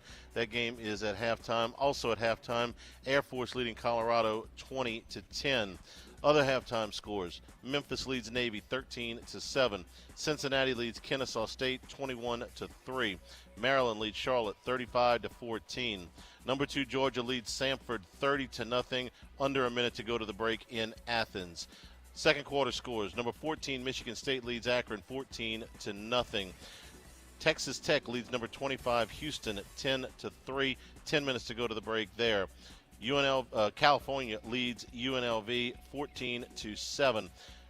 Washington leads Portland State 21-0. Late in the second quarter, Iowa leads Iowa State 7-3. About 2.5 minutes to go to the break there. Illinois leads Virginia 21-3. Purdue leads Indiana State 28-0. Rutgers leads Wagner 28-7. Wyoming leads Northern Colorado 9-0. Bowling Green has just scored to go up 17-7 on Eastern Kentucky. James Madison leading Norfolk State 28-7. Middle Tennessee leading Colorado State 17-0. UCLA and Alabama State are scoreless. That game is just underway. Earlier finals today, the game that everybody will be talking about all week. Number 1 Alabama with a late field goal to beat Texas 20-19. Starting quarterback Quinn Ewers was knocked out of this game in the second quarter for Texas. They missed a short field goal. They missed what should have been a sure sack on Bryce Young late in the game, but Young was able to duck out of it and get the ball away, and Alabama survives. 21-point favorite today. They win it by a single point. Number 3 Ohio State beat Arkansas State 45-12. 4 touchdowns for C.J. Stroud in that one. Number 13, Utah beat Southern Utah 73-3. Number 15, Miami beat Southern Miss 30-7. It's probably a little bit closer than it looked. This was a 10-7 game at the half. Southern Miss battled into the third quarter, but then ran out of steam. Number 16, Arkansas beat South Carolina 44-30. Reggie Sanders, 156 yards and 2 touchdowns on the ground for Arkansas.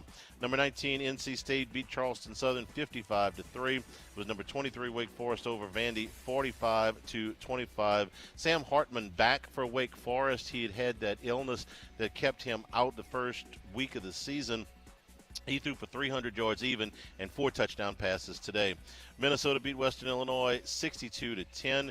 It was Duke over Northwestern 31-23. Blue Devils off to a 2-0 start for new coach Mike Elko. Penn State beat Ohio 46-10. It was North Carolina over Georgia State 35-28. Tar Heels are already 3-0 on the. They're a quarter of the way through their season already. Fairly ugly 3-0 too. Yeah, well, you're right. 3-0 though. That's true. Last week.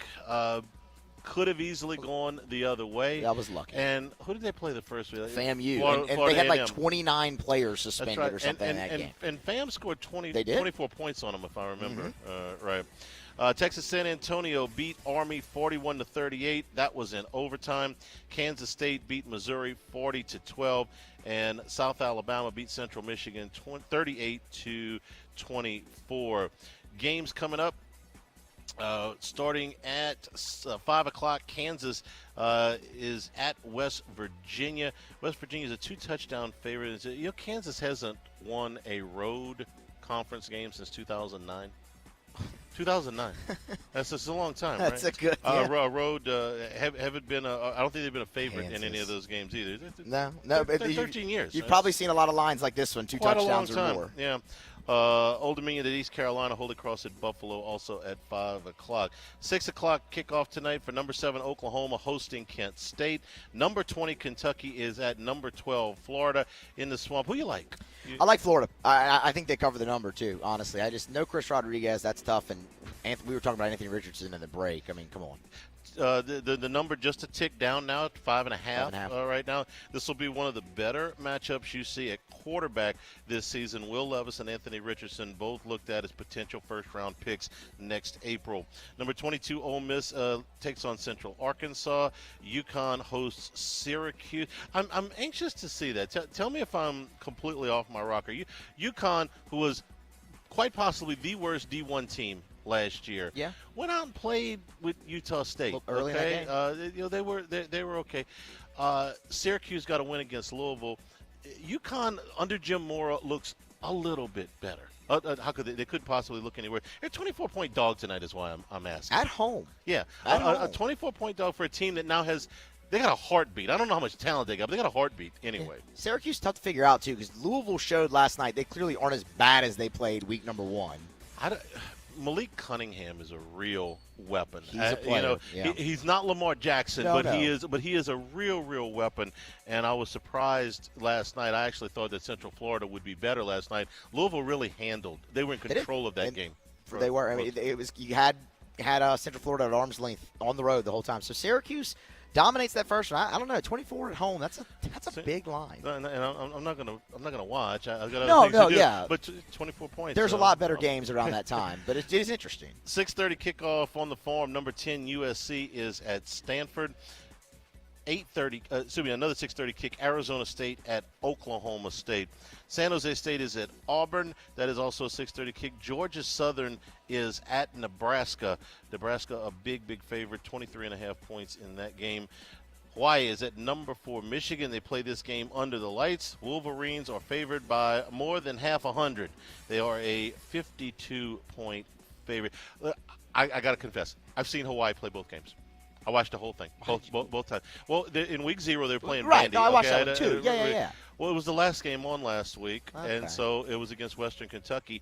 And I'm here to tell you that Hawaii may very well be the worst team in all of Division I. Look, this is not Timmy Chang's fault. He had to take over a situation there. Listen, there were so many players transfer out that the head coach's son put himself in the transfer portal at the end of last season, so it's a complete rebuild at Hawaii. I ain't laying 52 points to anybody. Well, no, of course not. It's like Hawaii's restarting their program. It's kind of what it feels like. Very much so. You're high on this game, and I am too. Number 9 Baylor's at number 21 BYU. Next year, this will be a conference game. How about that? This is going to be a slobber knocker. This is going to be I got to feel a real physical football game. It will be, but I like Baylor. I mean, look, obviously you have the injuries to the top 2 receivers at BYU, but they played this game last year in Waco. Baylor pulled away in that game, a late touchdown by the Cougars, got it, to 14, but Baylor's really good. The quarterback looked nice in week number 1. It might be BYU's best team in a while, but missing your top 2 receivers, crazy things happen in Provo. Give me the Bears, though. I like them. 9:30 kickoff for Oregon State and Fresno State, and the late kickoff is 10 o'clock, Mississippi State at Arizona. We'll take a break here at Rouse's, Burbank and Lee. Come back and get ready to hang you to the network. This is Eagle 98.1 Game Day. ServiceMaster Elite create clean, disinfected work environments. As a local business, we take pride in serving the New Orleans and Baton Rouge areas.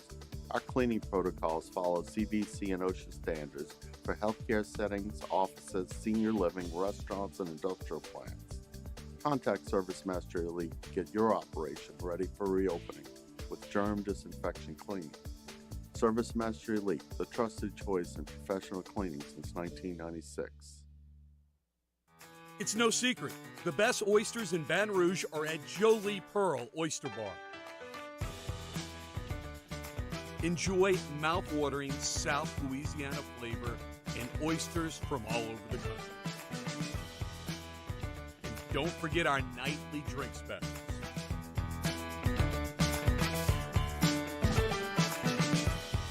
Jolie Pearl Oyster Bar, located in downtown Baton Rouge.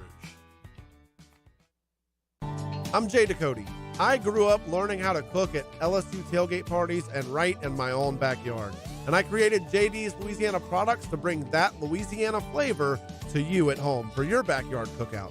JD's Louisiana barbecue sauce, Louisiana molasses mustard, spicy and sweet barbecue rub, and more are available at your local supermarkets or by logging on to jducote.com/shop. Put in promo code CST for 25% off at checkout. Eli's always been into grilling. It took us a while to see it, but the signs were there. What are you doing, Eli? I knew grilling was my thing. I have been talking about it throughout my career. Happy with the results? I am. Got the new grill from barbecueguys.com. It performed great. My advice, as I always told my boys, do more of what you're born to do.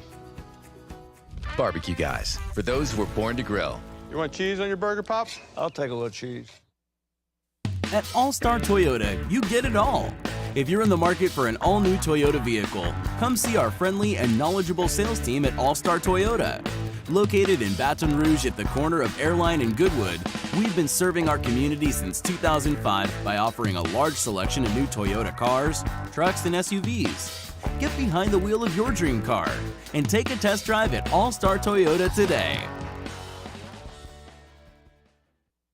Crime has serious consequences, but anyone can make a mistake. If you find yourself in trouble with the law, know that you have rights, and it's okay to demand them. The law offices of O.C. Brown are here to protect you and your rights. Felony or misdemeanor, DUI or drug charge. No matter what crime you're accused of, you still have rights. Let the law offices of O.C. Brown uphold them. Call 225-343-1111. Your law firm for a lifetime. 98.1.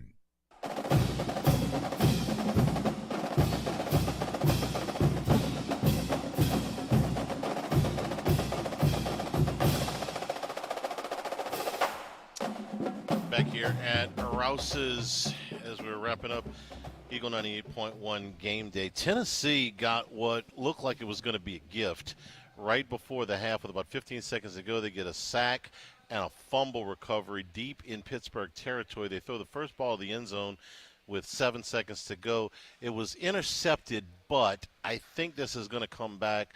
This looks like his foot, the defender's foot came down. I mean, maybe a toe. One spike on, of the cleat. on the out of bounds, and they did reverse it. So Tennessee's going to have an opportunity here to kick it. They may have time for one more shot to the end zone. They put 3 seconds you know what? They're putting 3 seconds back on the Yeah. clock, so now they definitely have time for another shot at the end zone here from the where are they at? They are on the 28. Okay. The pit 28. I'd be looking for Cedric. I know that. Yeah, I know for sure. That would be where I would put my trust here. All right, Musso, we got about a minute or so left here. What your thoughts on what you'd like to see from LSU tonight? You know what? Everyone's talked obviously about the obvious offensive line, third down, things of that nature. I just want to see him finish drives, Handy. Look at all the points they left out on the field against Florida State. You had the snap over the head at the 8-yard line. That could have been 7. You had the blocked field goal. That could have been 3. Kayshawn not catching the touchdown. That could have been 7. So just finish drives tonight. I mean, at least go out there. Don't leave the points out on the field. And I think they're going to win, obviously, handedly. And Human Jukebox is going to be lit, man. Yeah, it will be, I think, again, the best attended halftime show ever. All right, so I'd like to see LSU get some things in the execution cleaned up tonight. We'll be with you 90 minutes after the game to talk about it on post game. Again, don't forget, here at Rouse's, all of the tailgating supplies that you could ever need: party trays, ice, beer, wine, spirits. We got draft beer on tap here, and it's always sizzling steak Saturday, every Saturday, with an 8-ounce New York strip, twice baked potato, rolls for only $9.99. From all of us here at Rouse's, everybody back in the studio, I'm Charles Hanniger saying thank you and good afternoon. We send you to the network. This has been Eagle 98.1 Game Day.